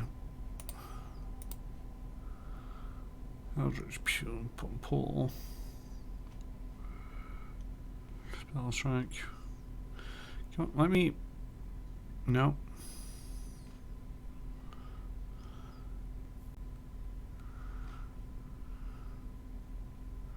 Might actually be that. Ghostblade. Not really necessary.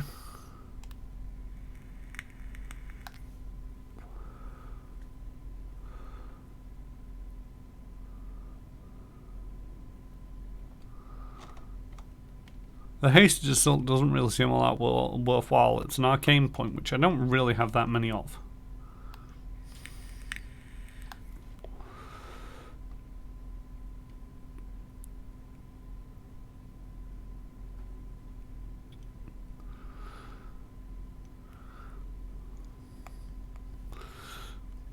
See, adding the Bane is going to increase its damage output potentially.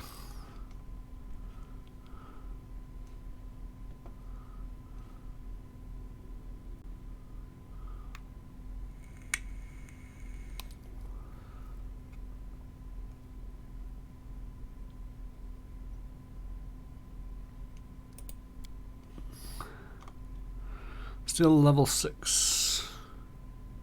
Chain lightning, greater dispel. I think chain lightning is the one I'm going to go for. I found it useful.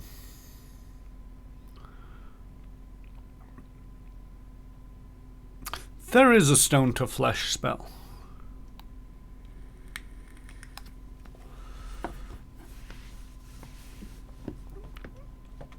Although I think I've mainly taken care of the problems with Medusas.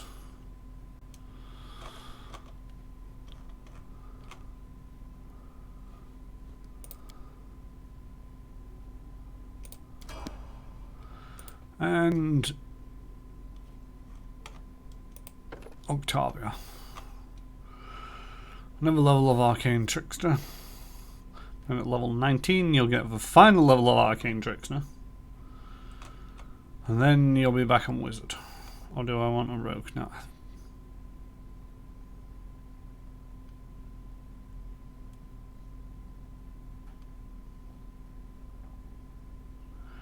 Eh.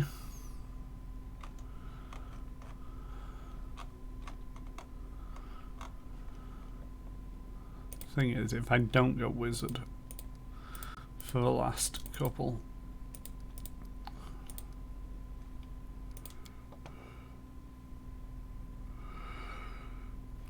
will I be able to get level 9 spells? Or have they already been denied me? Frightful aspect. You become larger or awful version of yourself and take on the features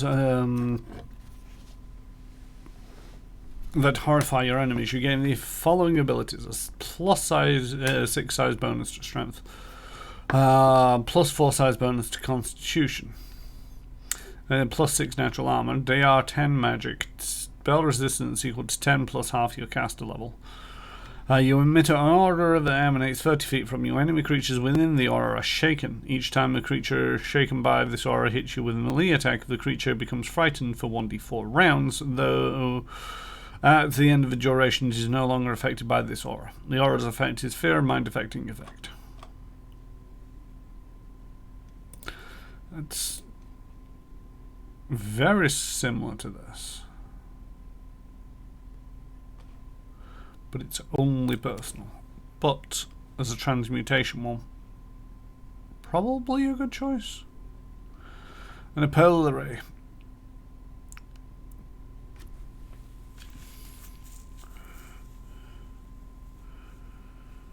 A blue-white ray of freezing air and ice springs from your hand. You must succeed a ranged attack with the ray and deal damage to the target. The ray deals 1d6 plus of cold damage per caster level, maximum 25d6. Although we've got the rift. Oh no. It sounds good, but Tristan and Harem can already do that one. What else is level 8? Sunburst down. Boom, Stormbolt.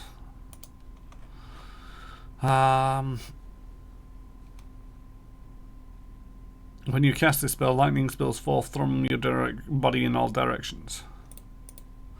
The thing is, that only really helps when we get the surprise spells.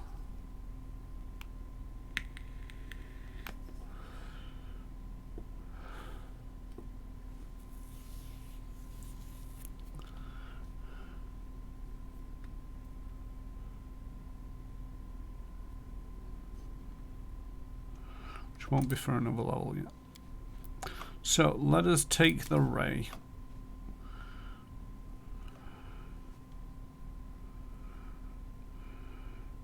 I always double check over there and make sure that Josh isn't pointing out something like, oh, this is an incredibly great one. I think I'll pull the ray for now because it is a ray touch attack. Get the sneak attack on that for a reasonable number of d6.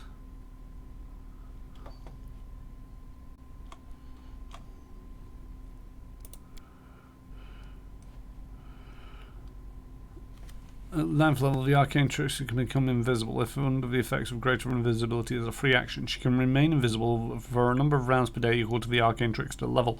Her caster level for this effect is equal to her caster level. These rounds do not need to be consecutive.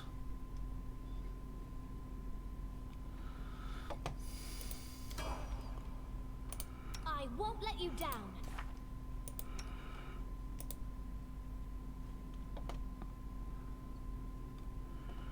Right. Just going to take another mass heal because that's always useful. Firestorm's great. Or should I take the storm bolts? Take the storm bolts just in case it's immune to fire. Any other levels get spell slots? No. Okay. Jubileost. He's already leveled up. Rengungar just gets spells, number of uses per day.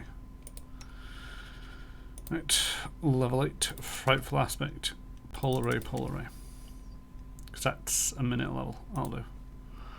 Because that's also a minute level, and it lasts long enough. Yeah. Octavia does have it. She's probably the one who got turn to stone half the time.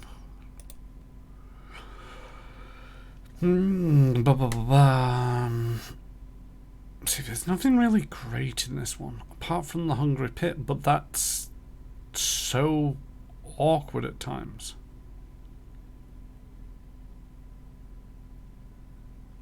Take another fire snake, I've used that recently. Let's get rid of these 2 pits. Gonna keep at least a dimension door. Let's prime up some more scorching rays. Haste is great. See, invisibility could be useful, but I've still not really used it. You know, one of the things about see invisibility is like fireball the room, see where all the people are, see invisibility. Fireball the room. But we're not using that many haste, so we'll keep those.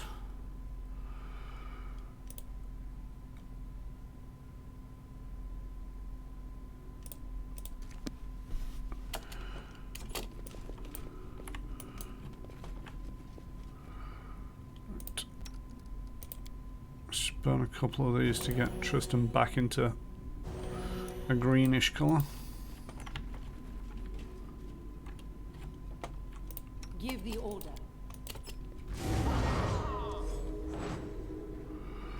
Surprise! Really? You can't stop me.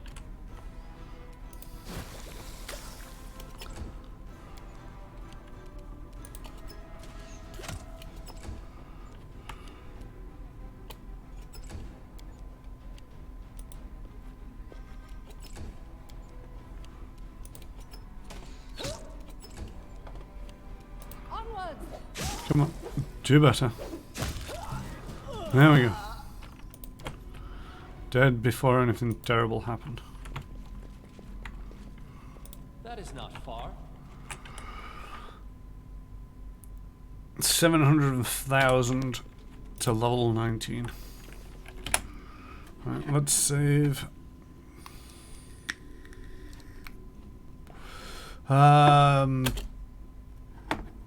You can make meta magic one of her raise to a spell level that you don't have a spell slot if you really want for that slot.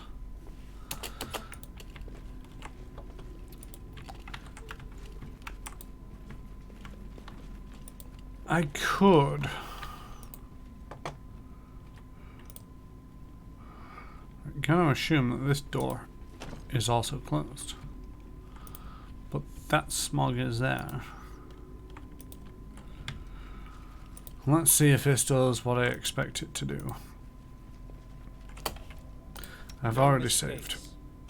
Turn off the light and charge through the fog and end up in a new place.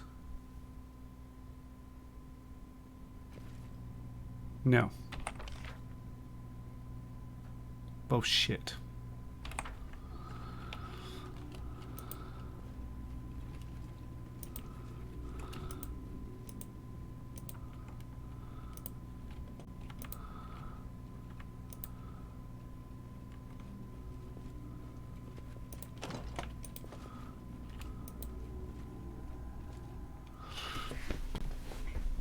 So any of the smog on this level sends you back to here.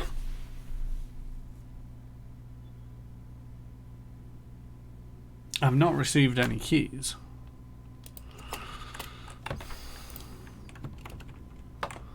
Though apparently there is something tucked away in this corner.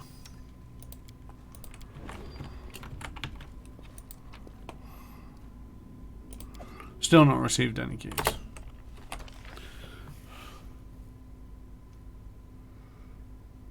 I have no idea where I'm supposed to go now.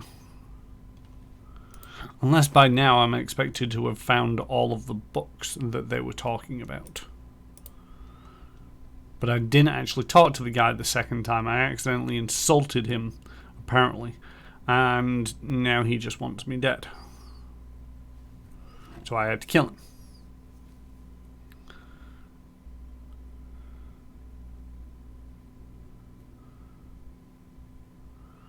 Well, there was 3 bad books. And 3 good books.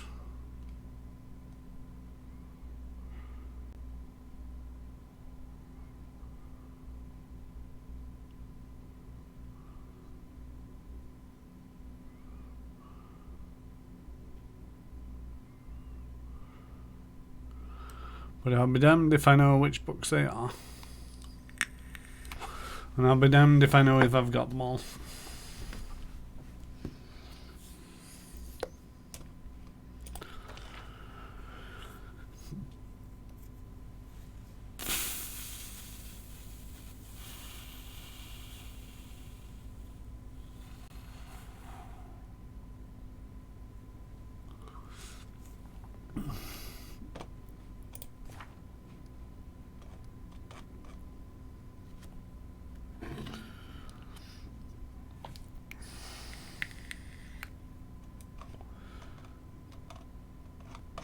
Now we've got to get to the shrine, which is somewhere in the house. There's a shrine, a special place where Nerissa keeps the apology. And ever since we appeared in the stolen lands, a mighty Fey Queen has plotted to control our fate. It's time to stop her once and for all. All I know is I've got 2 of the keys.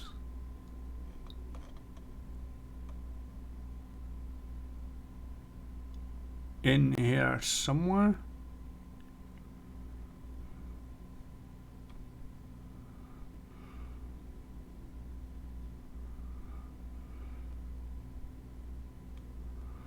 The Nearly Witch key.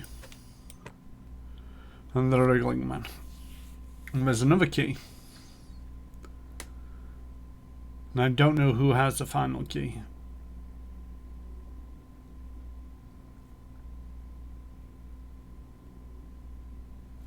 Because I thought the final key... As it should be. See, it doesn't actually tell me much. But if I'm not mistaken, the final key was supposed to be... There's a door there as well.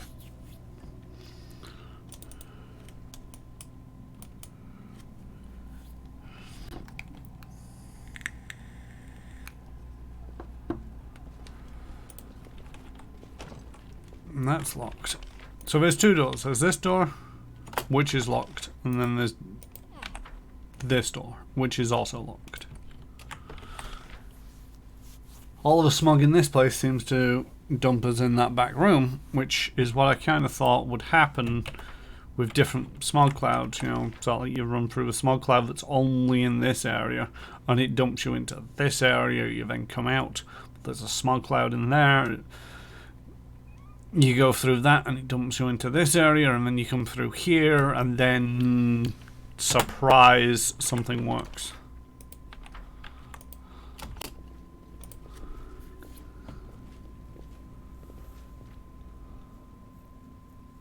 And this is completely the wrong exit. Just thinking about it. The stolen lands are dangerous. Investigate your surroundings. Gather any clues you may find await you, and prepare your party for the challenge. The challenge of what? Getting stuck at the end of time. See, I don't want to be here at all. I want to be the other side of the bleeding mansion. Because I could have sworn that Lindsay mentioned something about the 3rd key being with the thing in the monstrosity. Oh, come on, you can all move faster than this. There we go.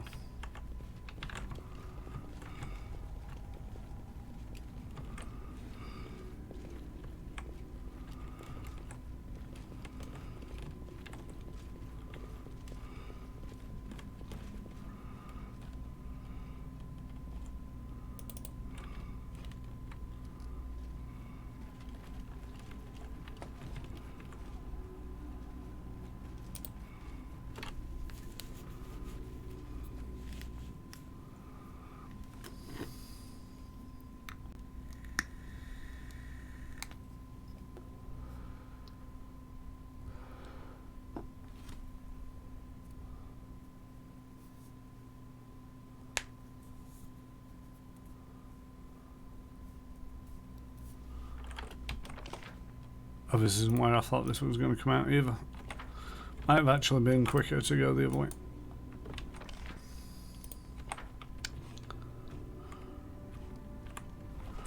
Oh, come on, move faster.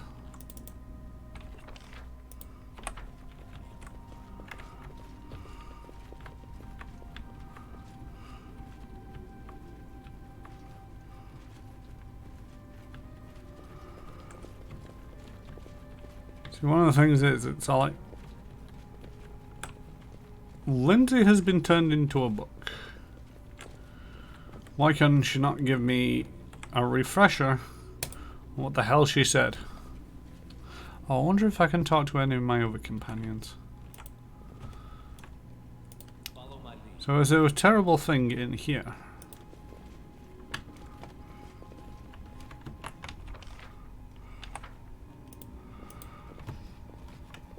Which is what I thought it should have been.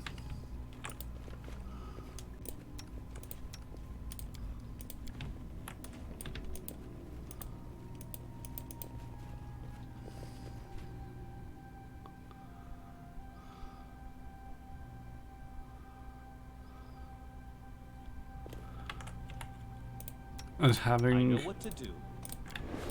the third and final key. But seeing as though it's dead, and there is no third and final key,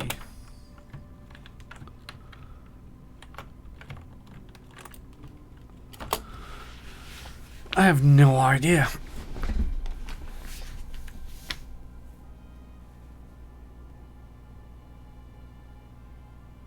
I did hear that this last part is somewhat obscure.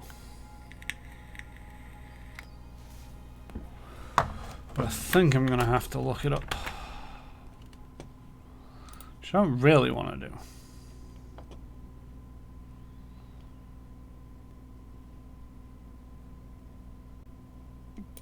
There we go.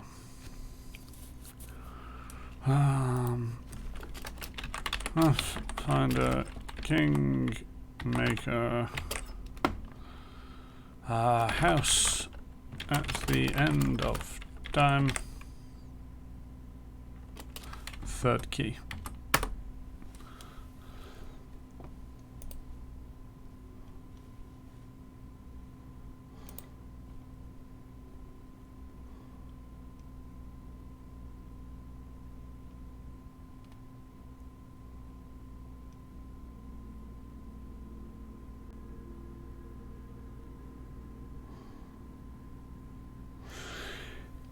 Right, in the basement floor where the gnarly witch lived. You go up to a small ruined room, mid-east, under library puzzle. Inside the room, you turn the lantern off. You go to the southeast wall. After transition, go to southeast wall again. Oh.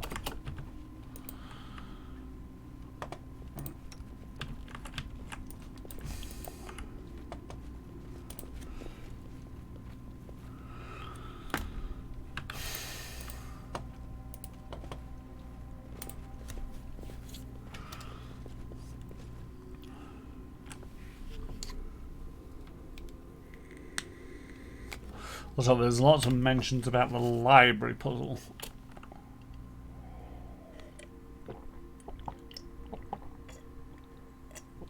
I'm hoping that's not a required puzzle.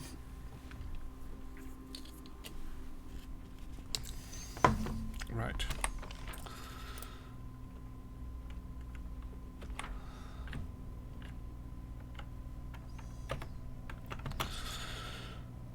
In the basement floor.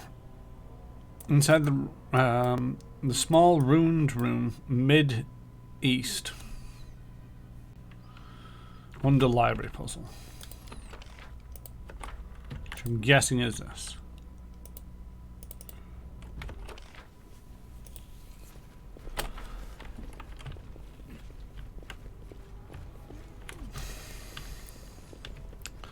So what's kind of annoying is I've spent so long running around now. I mean, I've still got 5 minutes on this legendary proportions, but there's so many factors in all of this where it's like, could really do with all the legendary proportions being correct. Right.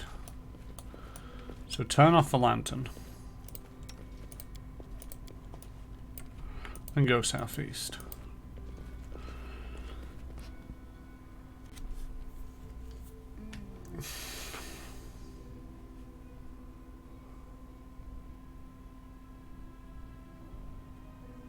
Ah. I'm guessing the fact that I'm getting a proper loading screen means that it's going straight there rather than having to go through twice.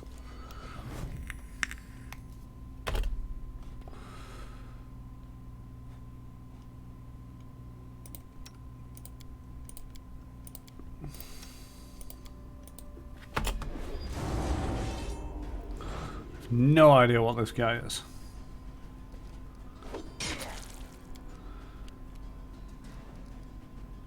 He dies like the rest, though. There's a malicious shape-changing spirit whose typical form is that of an oversized raven. Oh, with the wingspan of 6 to 8 feet and stands 2 foot tall. Vilderravens, sometimes known as shoot wolves, blah blah blah, blah blah blah. Oh my god, so much lore. Right. Can I charge anybody? Can charge you. And miss. Let's bust out a haste.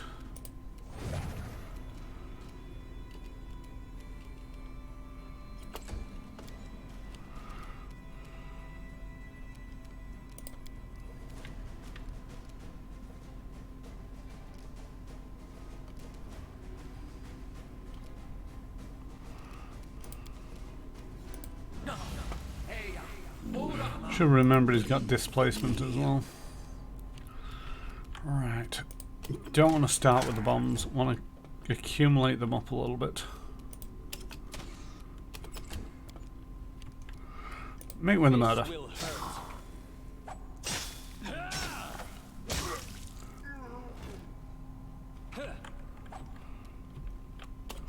Seems like a very small room.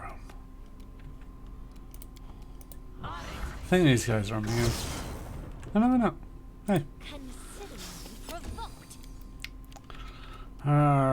Rangungar. Did I already do that?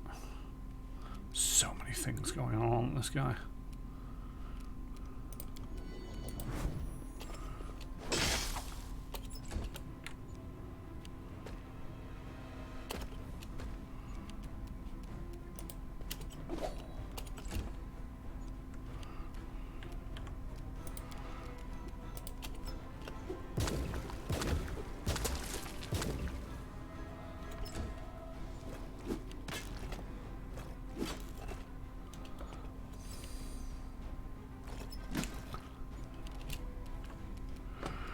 Oh, how about a bless? Is everybody in? No, not everybody's in. Move forward a little bit. And bless. Where's Octavia? Oh, there she is. Repent!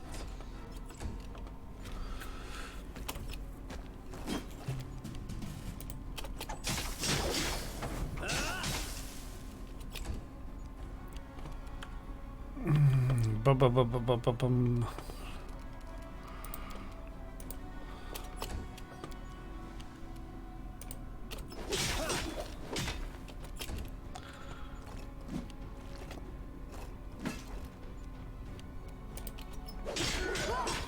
My training pays off.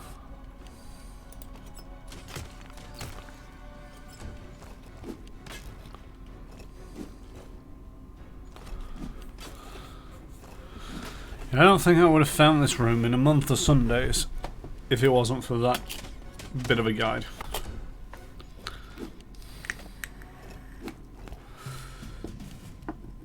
Let's try this way. And that's one down. This should do it. Let's Surprise, you've been sneak a duck.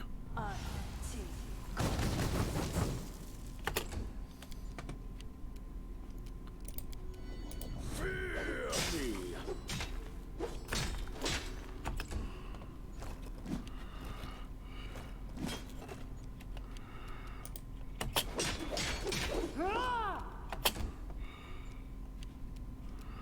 Let's fire some more bombs. Oh, shoot. Accidentally clicked on Valerie and my bombs do nothing against me. You forced my hand.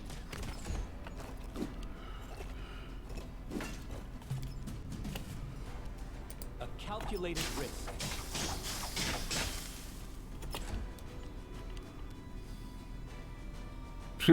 You're never going to get rid of all that strength.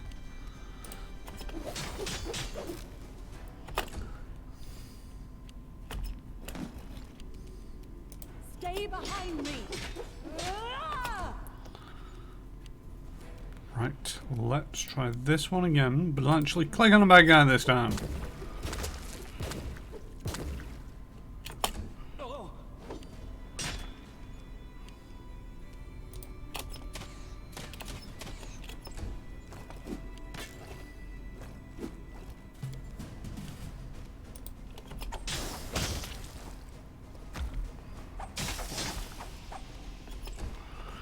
Really? This is for you. Just can't let me have it, can you?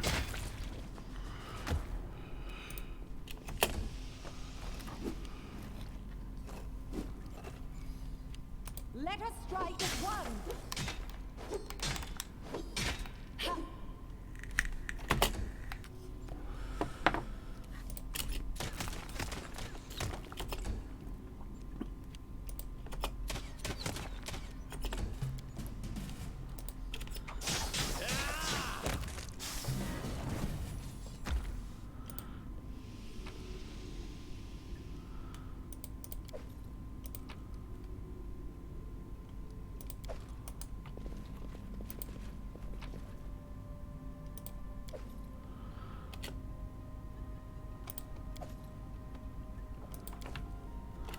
Okay.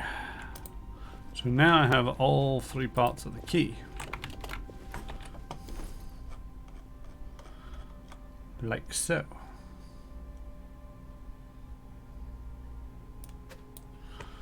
Then we smush them all together and it allows us into Nerissa's inner chamber. Hopefully. Ready for anything?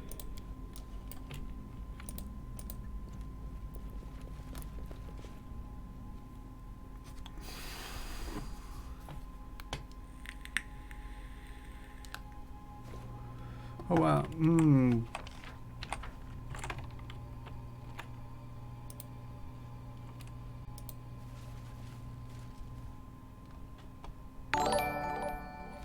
Hey, Krifu. Hanko. How's it going? I think I'm finally on to the final stretch of this. Believe it or not. It's only taken me 77 sessions. Which is 210, 241, 231 hours, sorry. I think I'm on the final stretch. I am prepared. Although I did just have to look at the solution of one of the puzzles, because it was like, I wouldn't have gotten that even if I had taken notes.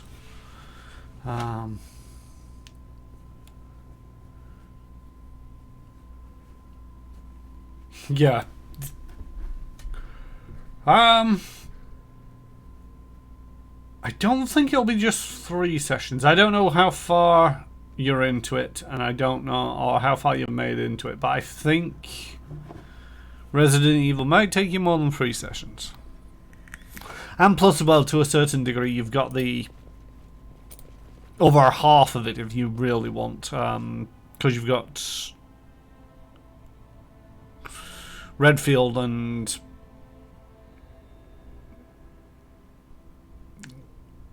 Chris Redfield, Jill Valentine, but it's not Jill in the second one. Claire Redfield? No, that doesn't sound right. Oh yeah, his sister Claire. Okay, so that key doesn't open that door. So it must open this door. But yeah, I seem to remember Resident Evil 2 is it's not just... It gets deeper, I think, but not by a whole much. So, stare at this door and open sesame. Ooh, it opened. Get to the shrine, confront Nerissa.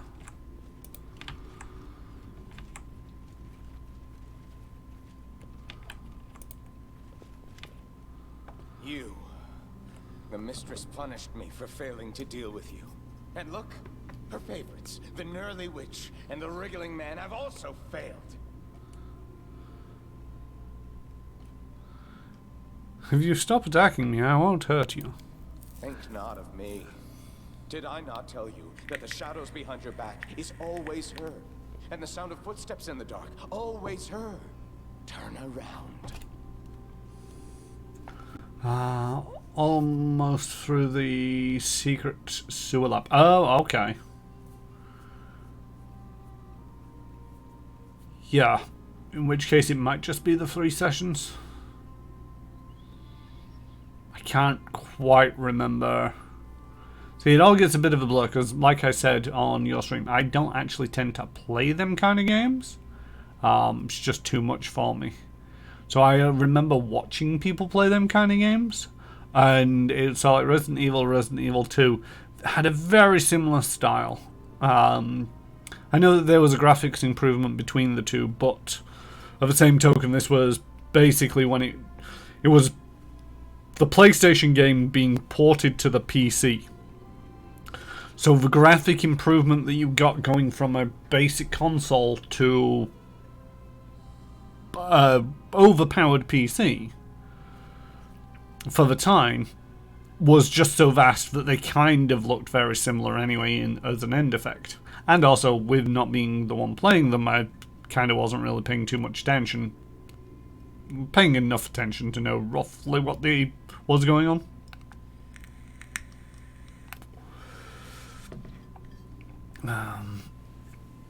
But yeah, you've got the other playthrough, and also I think you mentioned that you got a bunch of them. Because this is the thing, I didn't actually expect Pathfinder Kingmaker to be this long. I knew that this style of game tended to garner longer playtimes. You know, it's like back in the late 90s to early 2000s, if it was this kind of game, it was sort of like boasting about sort of like 40 hours of playtime. And, you know, the not the DLC, the add-on discs, you know, I'm thinking back to Baldur's Gate, and because Baldur's Gate got an add-on, I can't remember what it's called, and then you've got Baldur's Gate 2, The Shadows of Arm, which got expanded to Baldur's Gate 2, The Throne of Ball. And so the base game was like 40 hours. The add-on used to add another 20 hours onto it. And that was considered a long game, and I was expecting that kind of time for Pathfinder Kingmaker. The fact that it's taken me, you know, if this genuinely feels like a Pathfinder adventure path for its duration. I've been streaming twice a week for 77 sessions. If I'd have done this once a week, it would have been over a year, which is in the region of a Pathfinder Adventure Path campaign. It's cool in theory. One of the things that I'm not so keen on is I feel like, just being a bit critical here, is they've taken the adventure path and ported it to the PC, which is great. But what they've not taken into consideration is when it comes to an adventure path, you've got a GM. Now, the GM is always on the lookout for when things aren't quite going according to plan. They're allowing the players to basically make their own plans and tweak them to fit this narrative. But at the same token, if the players aren't understanding what the plot is, or what they're supposed to be doing, the GM will nudge them. You know, it's all like with Fly Through or Die, all the glitters explode. On Monday, it's all like, okay, you've got 2 days in the drift. Now, I could have said, so what are you doing for the next 2 days? And it's like, nah, not much. And it's like, alright, 2 days later, you arrive at Acton. But because it's the first session, because I wanted to make sure that you're aware of your options, it's all like, well, you've got downtime days, you've got this that you could do, you've got this that you could do. Later down the line, there'll be more options for you to do things, and, you know, I'll try to remind you of these choices that you can make. This entire game, I've not seen the Kingdom mode for ages. But at the same token, the Kingdom mode, it's like, it's all starting, you know, I didn't pay enough attention to it, I feel, from the word get-go. When I did start paying attention to it, all of my people hadn't the skills and the ranks to do the jobs that they were required to do because the DC is now out of the range of them because I'd not started earlier. So I was trying to play catch-up and failing a lot of the time. As a GM, or with a GM, they should be doing two things. One, making sure that the players are paying attention to these things if they want. And two, understanding that, you know, playing the occasional card that said, you need to beat a DC 42. And when the players look at their options and go, we can't hit a 42, not even with using every resource at our disposal. And it's like, I appreciate you can't hit a 42, but this is where you're supposed to be at right now.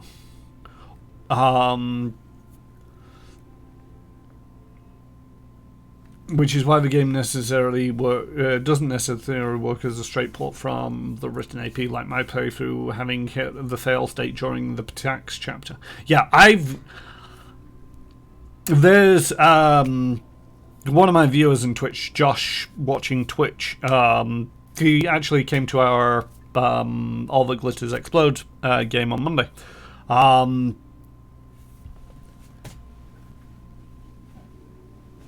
Yeah, the GM would have been able to rewrite the story to help there. The GM doesn't want the game over screen either. But yeah, like I've said, luckily I've had Josh watching Twitch, who's experienced and a little bit more of the game than me up to a certain point. But he's also very good at remembering all the little tidbits of things. Which means that he's been sort of like, oh, you might want to start paying attention to this a little. And it's like, okay, you've got a little while, start doing this. Or you might want to consider doing this. And because of that, I've not hit a failed state in this entire campaign. But I was mentioning towards the end of, you know, whichever chapter it was, just before this one, where it's like, if it comes up with a game over now, I'm putting this game in a box, I'm deleting it off my computer, and I am never playing it again. I don't care that I've not finished it, because I just can't take it anymore. Or I wouldn't be able to take it anymore. I mean, to a certain degree, you know, I don't like the way that the ending is happening. That again feels a bit much like they've just taken it from the book and not thought about it as a video game. I appreciate some of it is there to be sort of like, you know, one of the puzzles that I've just done is probably straight from the book, which the GM, if they were at the table, could guide the players to the solution. And if the players do get frustrated, they can just throw up their hands and say, look, we're no longer enjoying this because we've been wandering around this castle or this dungeon for the last 6 or 7 sessions. Could you just do something about it? And the GM can be like, yeah, fair enough. So, you know, make intelligence checks, make wisdom checks, something like that, just to prompt them in the right direction. Or they can basically be like, okay, I see you're frustrated. What you were supposed to pick up on is that the fog doesn't always lead you to where you're supposed to be. It's not just shifting planes, it's also translocating and shifting planes. If you've gone through this, hope they fixed some of the approach with Wrath of the Righteous. I definitely have to thought about streaming it, but I hesitate thinking about the length. I think the length is something, you know, when it comes to Wrath of the Righteous, once that's released, I'm probably not going to do that straight away. When I first started streaming, it's like, okay, it'll be, you know, I've seen other people stream where it's all like reasonably length games, and it's all like, you'll watch them for like 2 months solid, play a game, and then they'll move on to another game. So I wrote out a list of all the games that I wanted to play, and Pathfinder Kingmaker had just come out with the turn-based mode, and it's like, fine, I'll put that right at the top of the list. That's the kind of game that I want to be playing on my stream, and oh god, it's taken, you know, over half a year now. And so I'm hoping to go back and go through some of those, get through them fairly rapidly. I'm probably going to end up doing Wrath of the Righteous. If it turns out to be the same game, I'm probably going to play through Wrath of the Righteous and then pay attention to the franchise from without, you know, with both Pathfinder Kingmaker and Wrath of the Righteous. I backed them at Kickstarter because it's like, I want to see this work.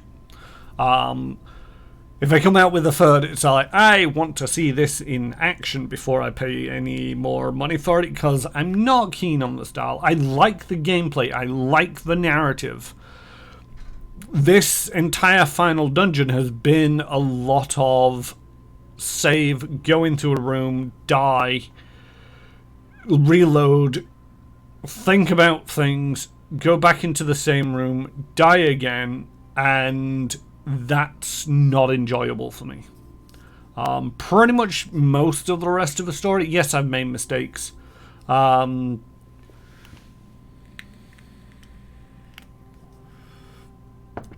think one of the things that... so Kingmaker is a fairly interesting one in that it does take you from... You know, the story's fairly good. I think they could have done with working on the kingdom building side of things a little bit more, because it's a nice feature to have added without being overwhelming, but at the same token, they've not really gone... They've not... There were some aspects of it. It wasn't until Josh is watching Twitch, started watching my streams, and being like, so where's this at? And it's like, I have no idea what you're talking about. And it was like, oh, it's this, and I've done nothing with it. So it could have been a little bit more user-friendly on that front. I don't know. It's just one of them. It's like, I love the story. You know, at the end of the day, it's one of the reasons why I have persisted with this, is I want to know how this story ends. I think I know how this story ends, but I want to see it, and I want to have experienced it for myself.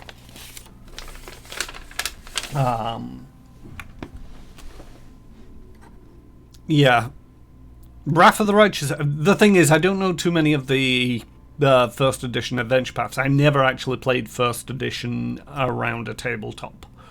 I dabbled with trying to get into the Pathfinder Society stuff and make friends with people who wanted to play Pathfinder, but I tried convincing Trick to run Skull and Bones. That didn't really go according to plan, and yeah, it's just one of them where I've never really managed to get a game going and actually play through an adventure path. I know that some of them get a little bit weird. There's some that I'm really fascinated to actually sort of like either read through or experience.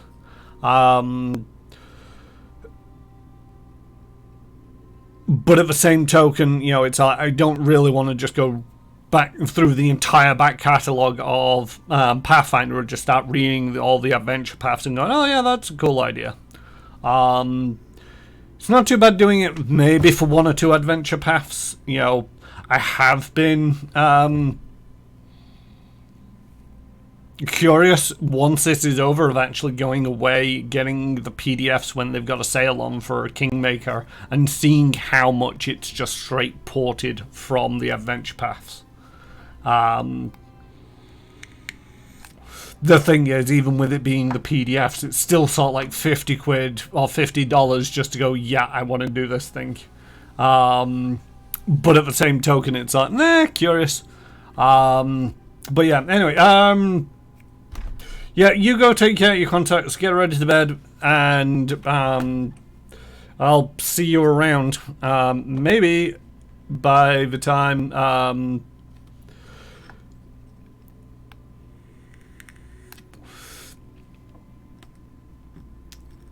Manor Mornings. I'm guessing that's something with Manor Studios, but yeah, we'll talk about it at some point. But yeah, you go take care of yourself, and I'll see you around. So back to the plot. Think not of me, Chiron. Did I not tell you that the shadow behind your back is always her, and the footsteps in the dark always her? Turn around. My hound, you have run so long to finally meet your mistress. You can't tell by the nymph's appearance whether she's calm or excited, frightened or angry. Narissa barely looks at you. She stops by the apology. Where's the apology? Oh, that's it. Okay, that big blue cup. And runs a finger along its rim.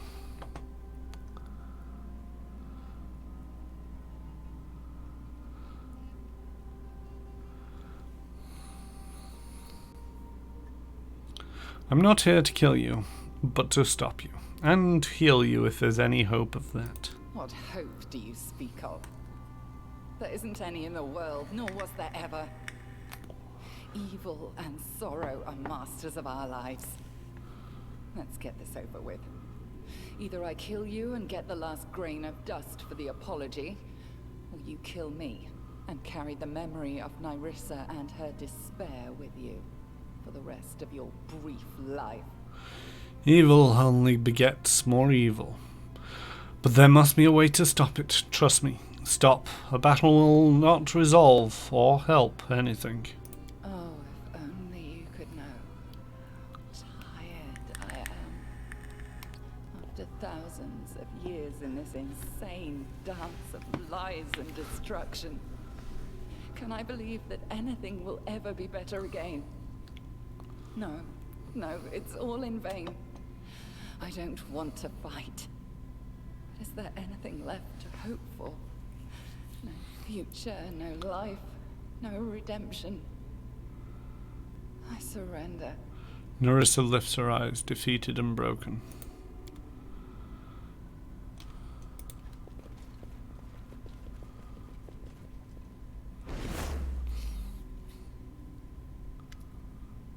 Everything around shudders with a scream of 1,000 voices, soundless but trembling. You watch the tiny dot of light, a grain, appear above the apology and slowly fall down. my own kingdom turn to dust. Become the 1,000th grain for the apology.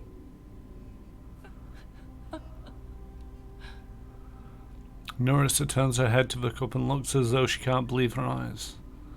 The nymph tilts back her head and laughs with a dull, wistful laugh.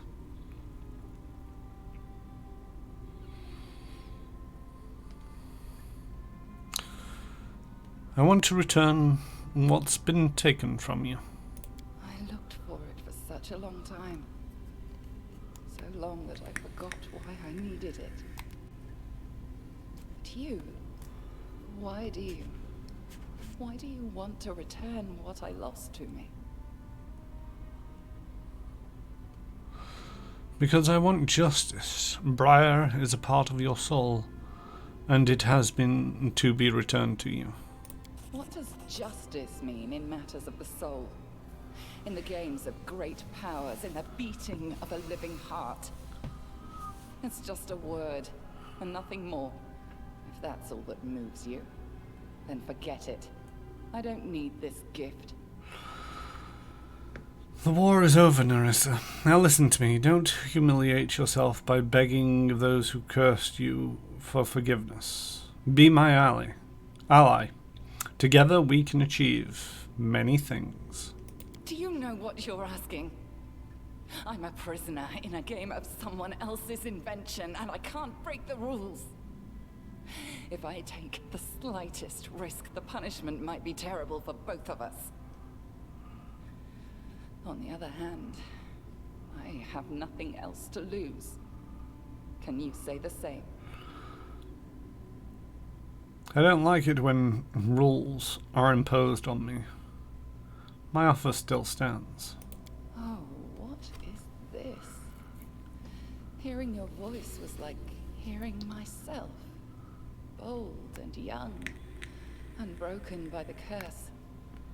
I took a risk back then and was defeated. Must I continue to obey those who destroy me? No, you're right. May the Lantern King be gone, together with his conditions. I won't ask for forgiveness. I will stay with you, my victor. We will see if we can rule the world together.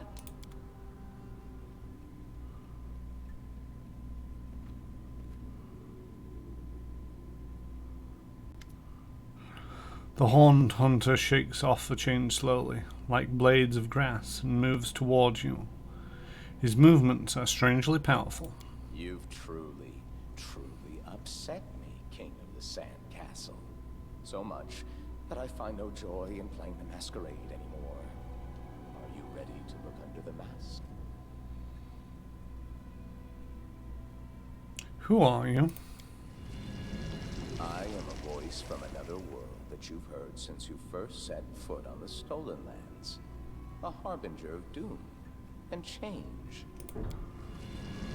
I am dust and echo, a memory of the past. I am the one who revealed to you the truth about the fallen goddess, who gave you the light capable of dispersing the mist. I am the one who began this story, and I am the one who will end it. I am the eldest of the First World. I am the Lantern King. Self-appointed god of the First World. Wasn't it enough for you to witness the hardships to which Nerissa doomed innocent people? All because of your curse? Leave us alone. Run! Of course, that's probably not going to help, but... You stoop to taking a role at your own theater. How petty of you, eldest. Yeah, oh shit indeed, Creeper. To drink without quenching thirst. To climb a mountain that has no peak. I staged the performance and you left it without a finale.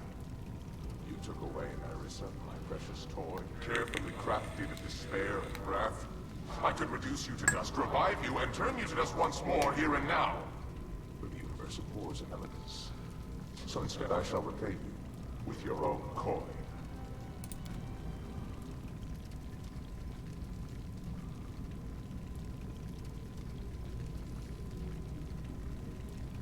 I don't know what's going on. How strange fate can be.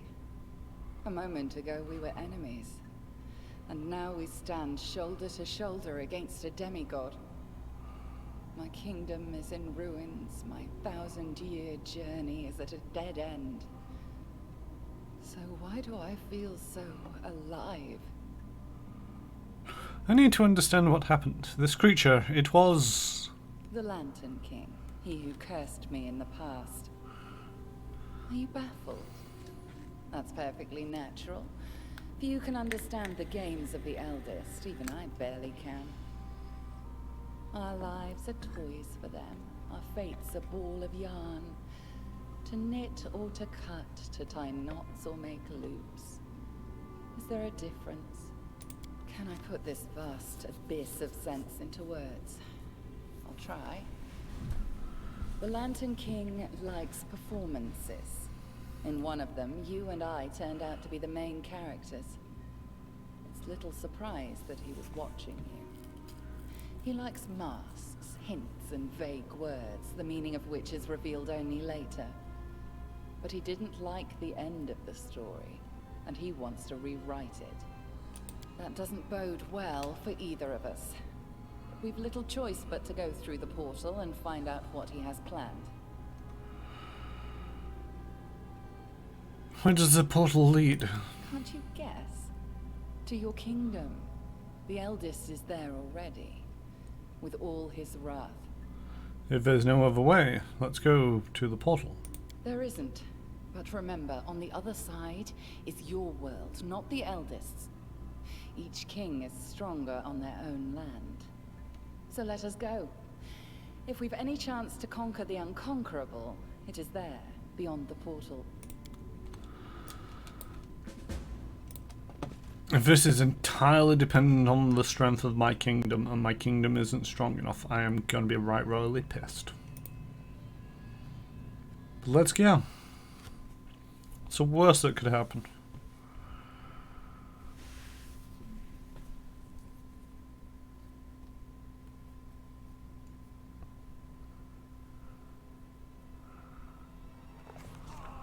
The ages-old drama had drawn to its finale. The story of Nyrissa's torment was complete, and now it was time to face the most difficult trial yet. Defeating Nyrissa, we brought upon ourselves the anger of a creature much more ancient, powerful, and frightful. We took the Lantern King's favorite toy, and now the full power of his curse came crashing down on us.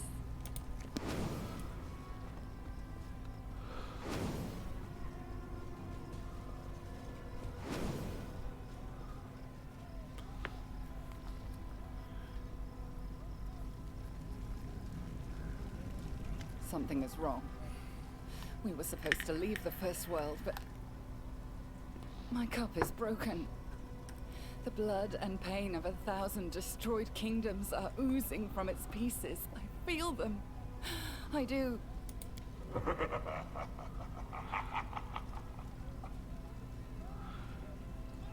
The sound of the ghostly laughter surrounds you. It comes from everywhere and nowhere. It is hard to say whether it is more joyous or ominous. How wrong I was. What better than an unexpected finale for such a performance? I had to change the setting and the main character, but so what? The Lantern King speaks as if you're exchanging civilities over wine. This time he wears another mask, for once almost amenable. I've always wanted to kill a god. What's happening to my capital? Well, don't you see? The city and all your lands have been transferred to the First World. Shadows of the inhabitants of all its ruined kingdoms have escaped the cup and are taking revenge on the living for all their sad fates. Old enemies arise from the ashes and forgotten sorrows are reborn. A sad story, but always amusing. And what is my part to be in your performance? The lead role. The king must save his lands, but losing his crown means losing his future. I won't surrender so easily. If I have to protect my kingdom, I'll do it. I wouldn't expect anything else. You feel as if pierced by an electric shock, and you shudder. Convulsions shake your not your body, but your soul.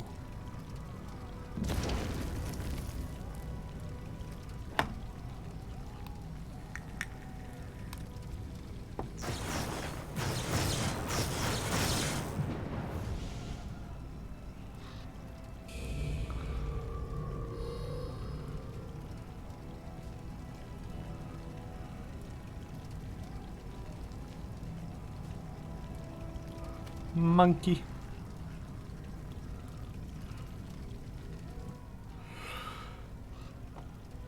What happened? Are you all right? I feel so weak. I feel the power of the curse. What did you do to him, Eldest? Seeds sown long time have sprung. Do you remember an insane old man on the road from Oleg's trading post? Our first encounter? I told you back then, once stolen, the land should be reclaimed. Once reclaimed, bound with the claimer shall it be. Bound, merged, joined by unbreakable ties. Claiming the land, claiming its pain, claiming its death. A curse for the future king. That is what these words were. You are connected to your kingdom, and you will be ruined along with it. Just as Narissa's named sister suffered from her curse, so will your followers suffer with you. The first world is washing over this land like a wave, and it will devour your souls with it. I'll leave you with this knowledge, and I think I'll take my old toy, since she was unequal to this performance's leading role. You've toyed with me for 1,000 years, Eldest. Have you not grown bored? I'm still not strong enough to resist you, but I'll never give in. You have time to banish the affliction and defeat our enemy. Maybe you'll succeed where I have failed. Don't give up. Fight if you wish, King. I'll take my place among the spectators.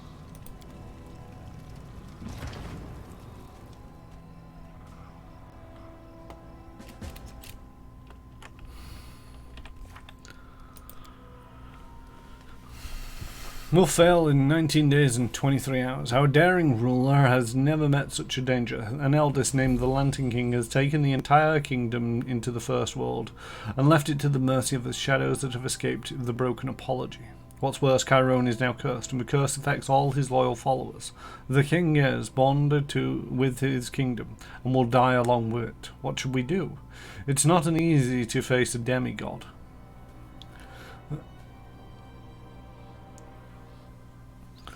The kingdom is crumbling, and the king is dying along with it. We don't have much time left.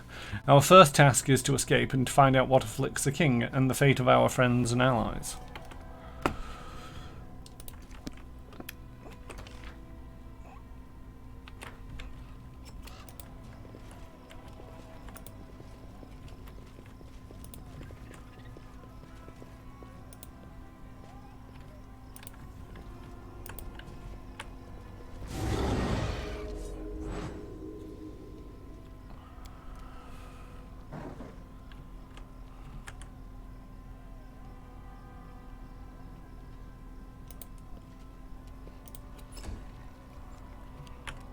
I'll try to make this swift. This will hurt.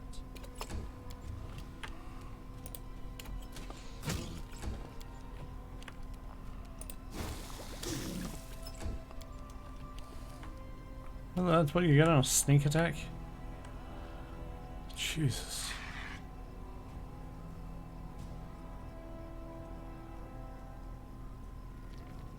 That doesn't make sense. 76 plus 7 is equals 9. Minimum's 14.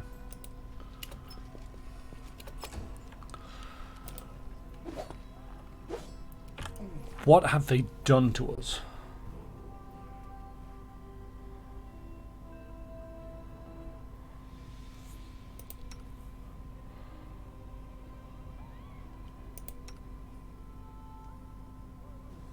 Base attack bonus is only 8. The Lantern King's cursed. A terrible curse the Lantern King bestowed upon you, tying you and your companions to your kingdom's current state. As your kingdom crumbles, you'll wither and die. In your current state, you have a 40% chance to roll a 1 on all your D20 attempts. All enemies have a 40% chance to roll a 20 on all their D20 attempts. You deal 60% less damage, your base attack bonus, saving throws, and HP are all lowered by 60%. You can only cast the lowest level spells. What?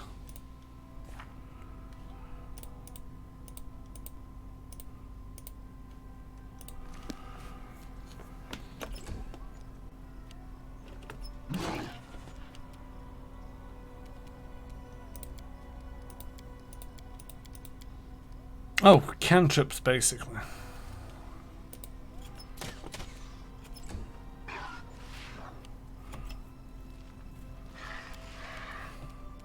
Make with a murder.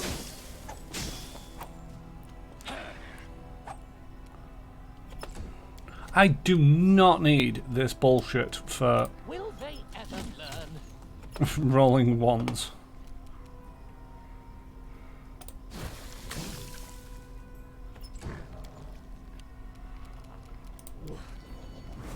I'll cut you.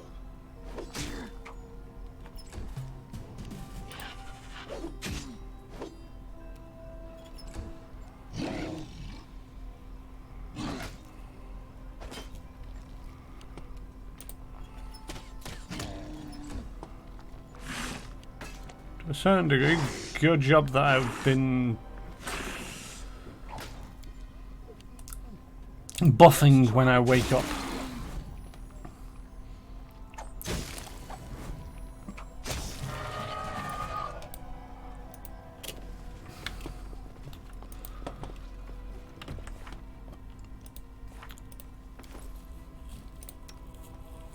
Still got a 60 AC on Valor. My stats aren't down.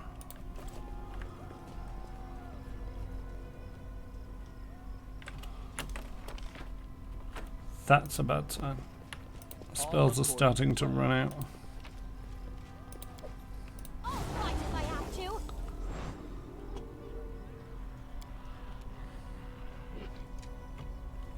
Shoot. Do not falter.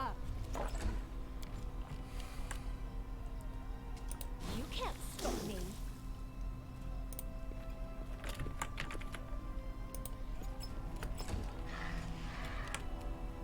This should do it. And I'm no longer huge.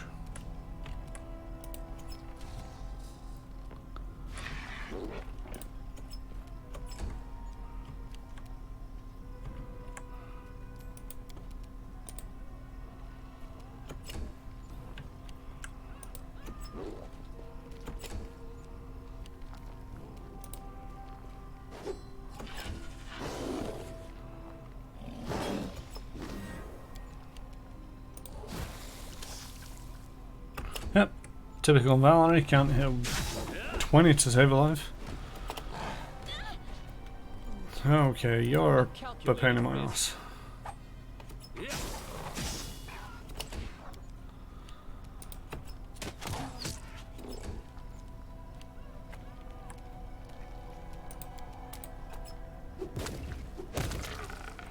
Bombs aren't too difficult to throw around.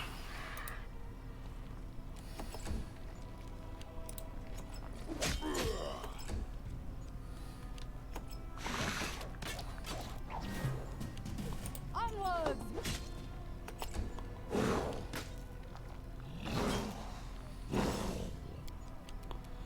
Consider provoked.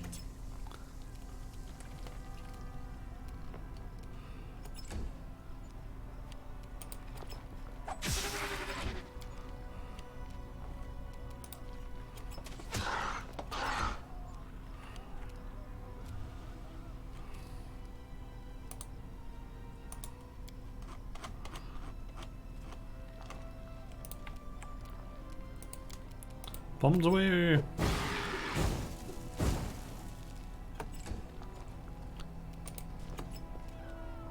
Die for me.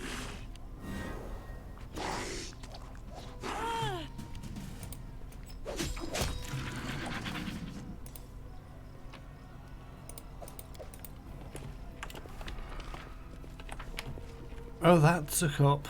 Right.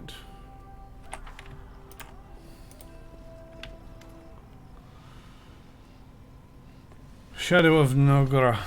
The old druid stands there, swaying a little and mumbling to himself. He looks up at you, and you don't see any gleam of intelligence in his eyes. You! Why did you disobey me? You didn't die. Have you forgotten the rules? Get out of my way, and I won't hurt you. The old man laughs madly. You speak when I say, you do as I say, disobedience leads to punishment. I have no idea who you are. But you want to have a go? We can have a go.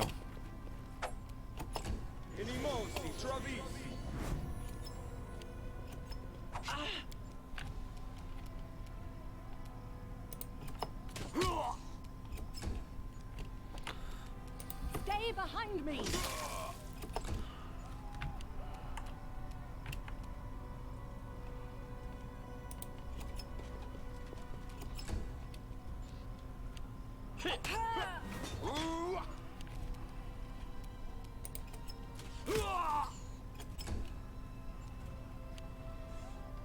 Ah, the Stag Lord's father.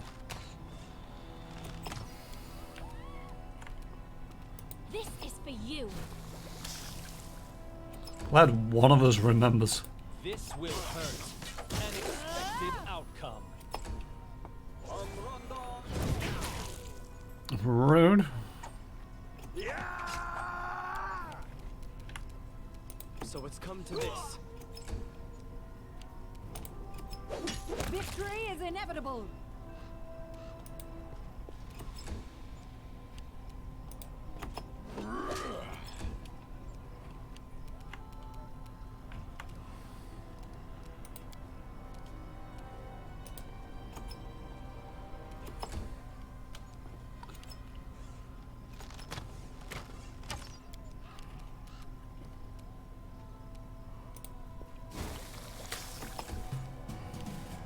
Let's try this way.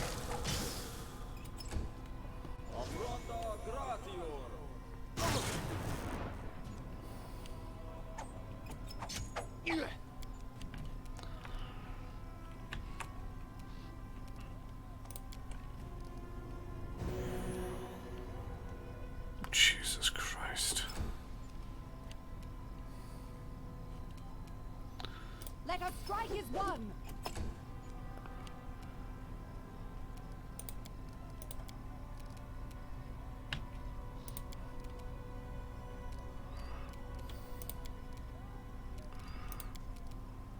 Bleed for me.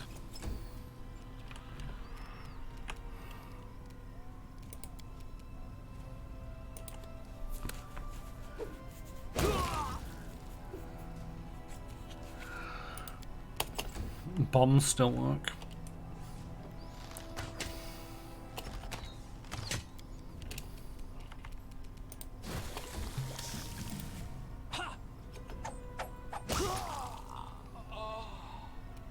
This should do it.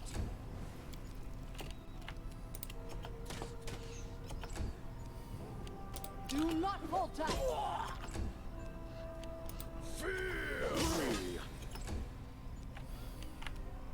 A fine use of my talents.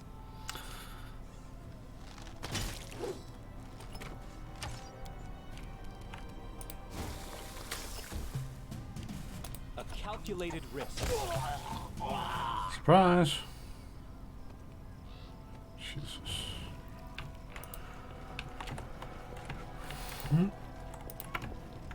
There's things over here.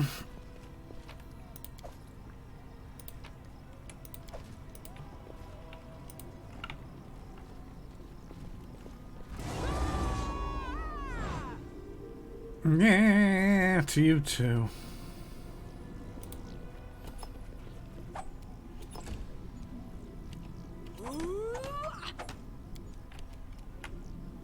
Onwards.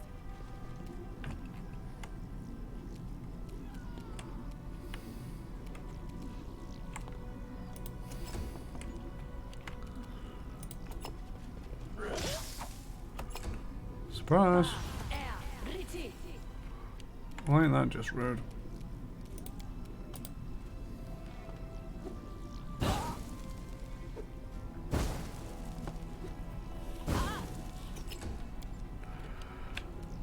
I'll fight if I have to. Had kind of hoped that this was just essentially going to go into boss fight with the eldest. But I'm slowly getting the suspicion, seeing as though I've got 20 days to do this, this isn't going to be a one session ordeal.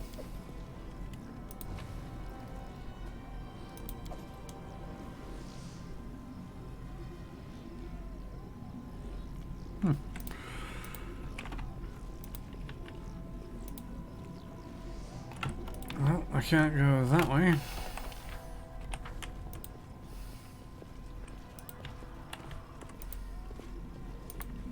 But a yes. No. Oh. Cutscene. Hurry up. Get out of the city. It's safe outside. Woe is me. I did have a chance to pack. Hurry, girls. Let's hide and wait for the king. He'll drive this away, this pestilence.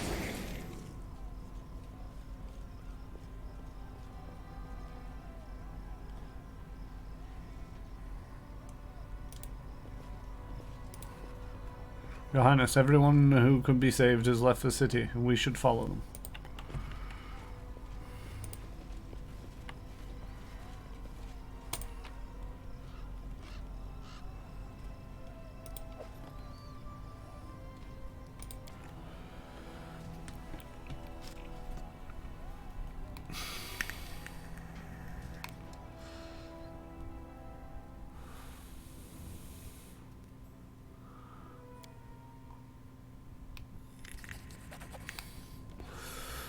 The blind old man bows to you gracefully, as if you hadn't just stepped out of the battle moments ago. I'm glad you're all right, Your Highness. Alas, we are short of time. You must act quickly to save your kingdom and yourself from the world merger. And that's what we've named the catastrophes befallen us. There are two obstacles that may stand in your way. First, your advisors and subjects are now in various regions across the kingdom, and almost all are under attack by shadows. The power of any land lies in the brave souls that inhabit it. Save them, and you will save yourself. Second, while the world merger is tormenting the kingdom, you will not be able to rest and restore your spells in the normal way. It seems a special gift from the Lantern King to let you fight for your life, but by making it so that fighting inevitably leads to exhaustion and death. But I can guard you from this for a short time. Come to me if you need to rest, but be careful. This takes time, and time is not on your side. I sense you have about 20 days, as long as your kingdom can withstand the onslaught of the First World. Believe me, this is a generous amount of time, considering the affliction we face. Is there a way to free me and my followers from the Lantern King's curse? The nature of curses is a mysterious, Your Highness. I know many stories about them, with happy and unhappy endings, and I can propose the following. To overcome the curse, you must harness it.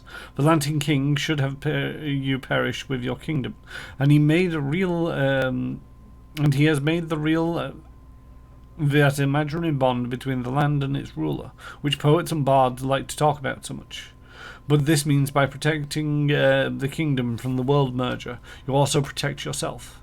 I think this is the first thing that must be done. I'm ready for this final battle. Let's march.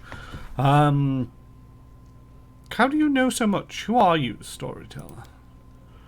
I do not know. The crucial knowledge just appeared in my mind, as though someone whispered it to my ear.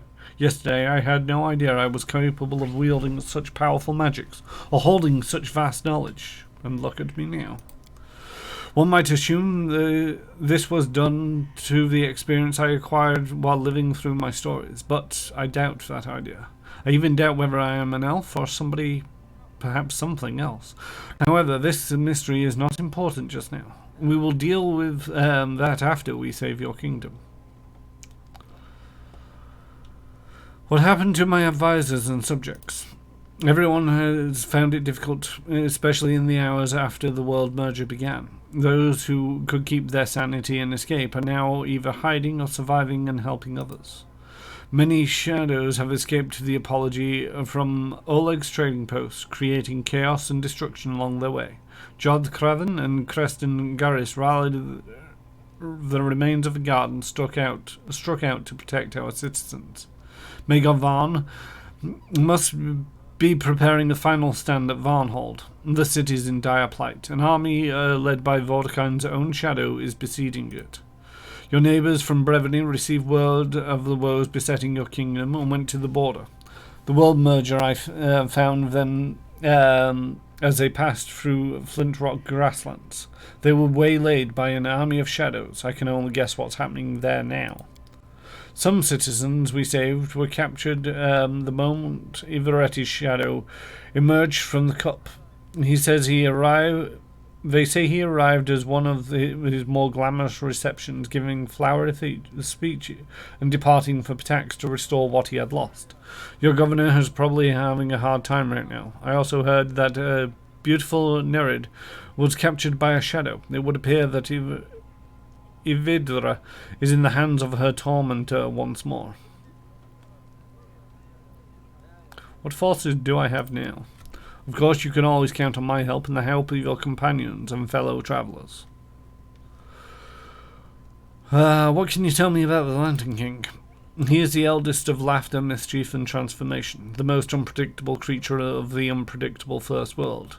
You will never guess what stands behind his actions. An evil prank might lead to greater good, and the virtuous gift to a terrible tragedy.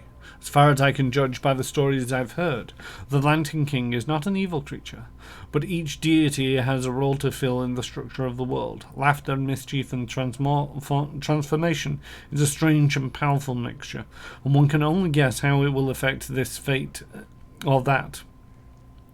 What's happening in my kingdom? The First World is rapidly penetrating the very essence of this world, changing everything at its whim, and this process will soon become irreversible. As I mentioned, after the world's merger, everything went mad here, even time and the laws of nature. The greatest danger to you is that the borders of the world of dreams is being destroyed. The visions from the past have become real, and you cannot sleep anymore. This is part of the curse. I'm one of the most dangerous consequences of your connection to your kingdom. I have to go. Time ticks away. Right. This sounds like a bit of a... I was kind of hoping that there was basically going to be something like, do this dungeon. Boss fight. Game over. It doesn't appear to be that way at all. It appears to be another chapter. So, see you all in session 78, where the big end of the beginning of the end is. I don't know what to call these streams anymore. I thought that whole part was leading up to Narissa. You defeat Narissa and game over. So I was calling that the beginning of the end. Now it's the end of the beginning. I don't know anymore. I'm tired. So very tired of this. But thank you for joining me. Let's go check to see who is streaming. And let's see if there's anybody worth raiding.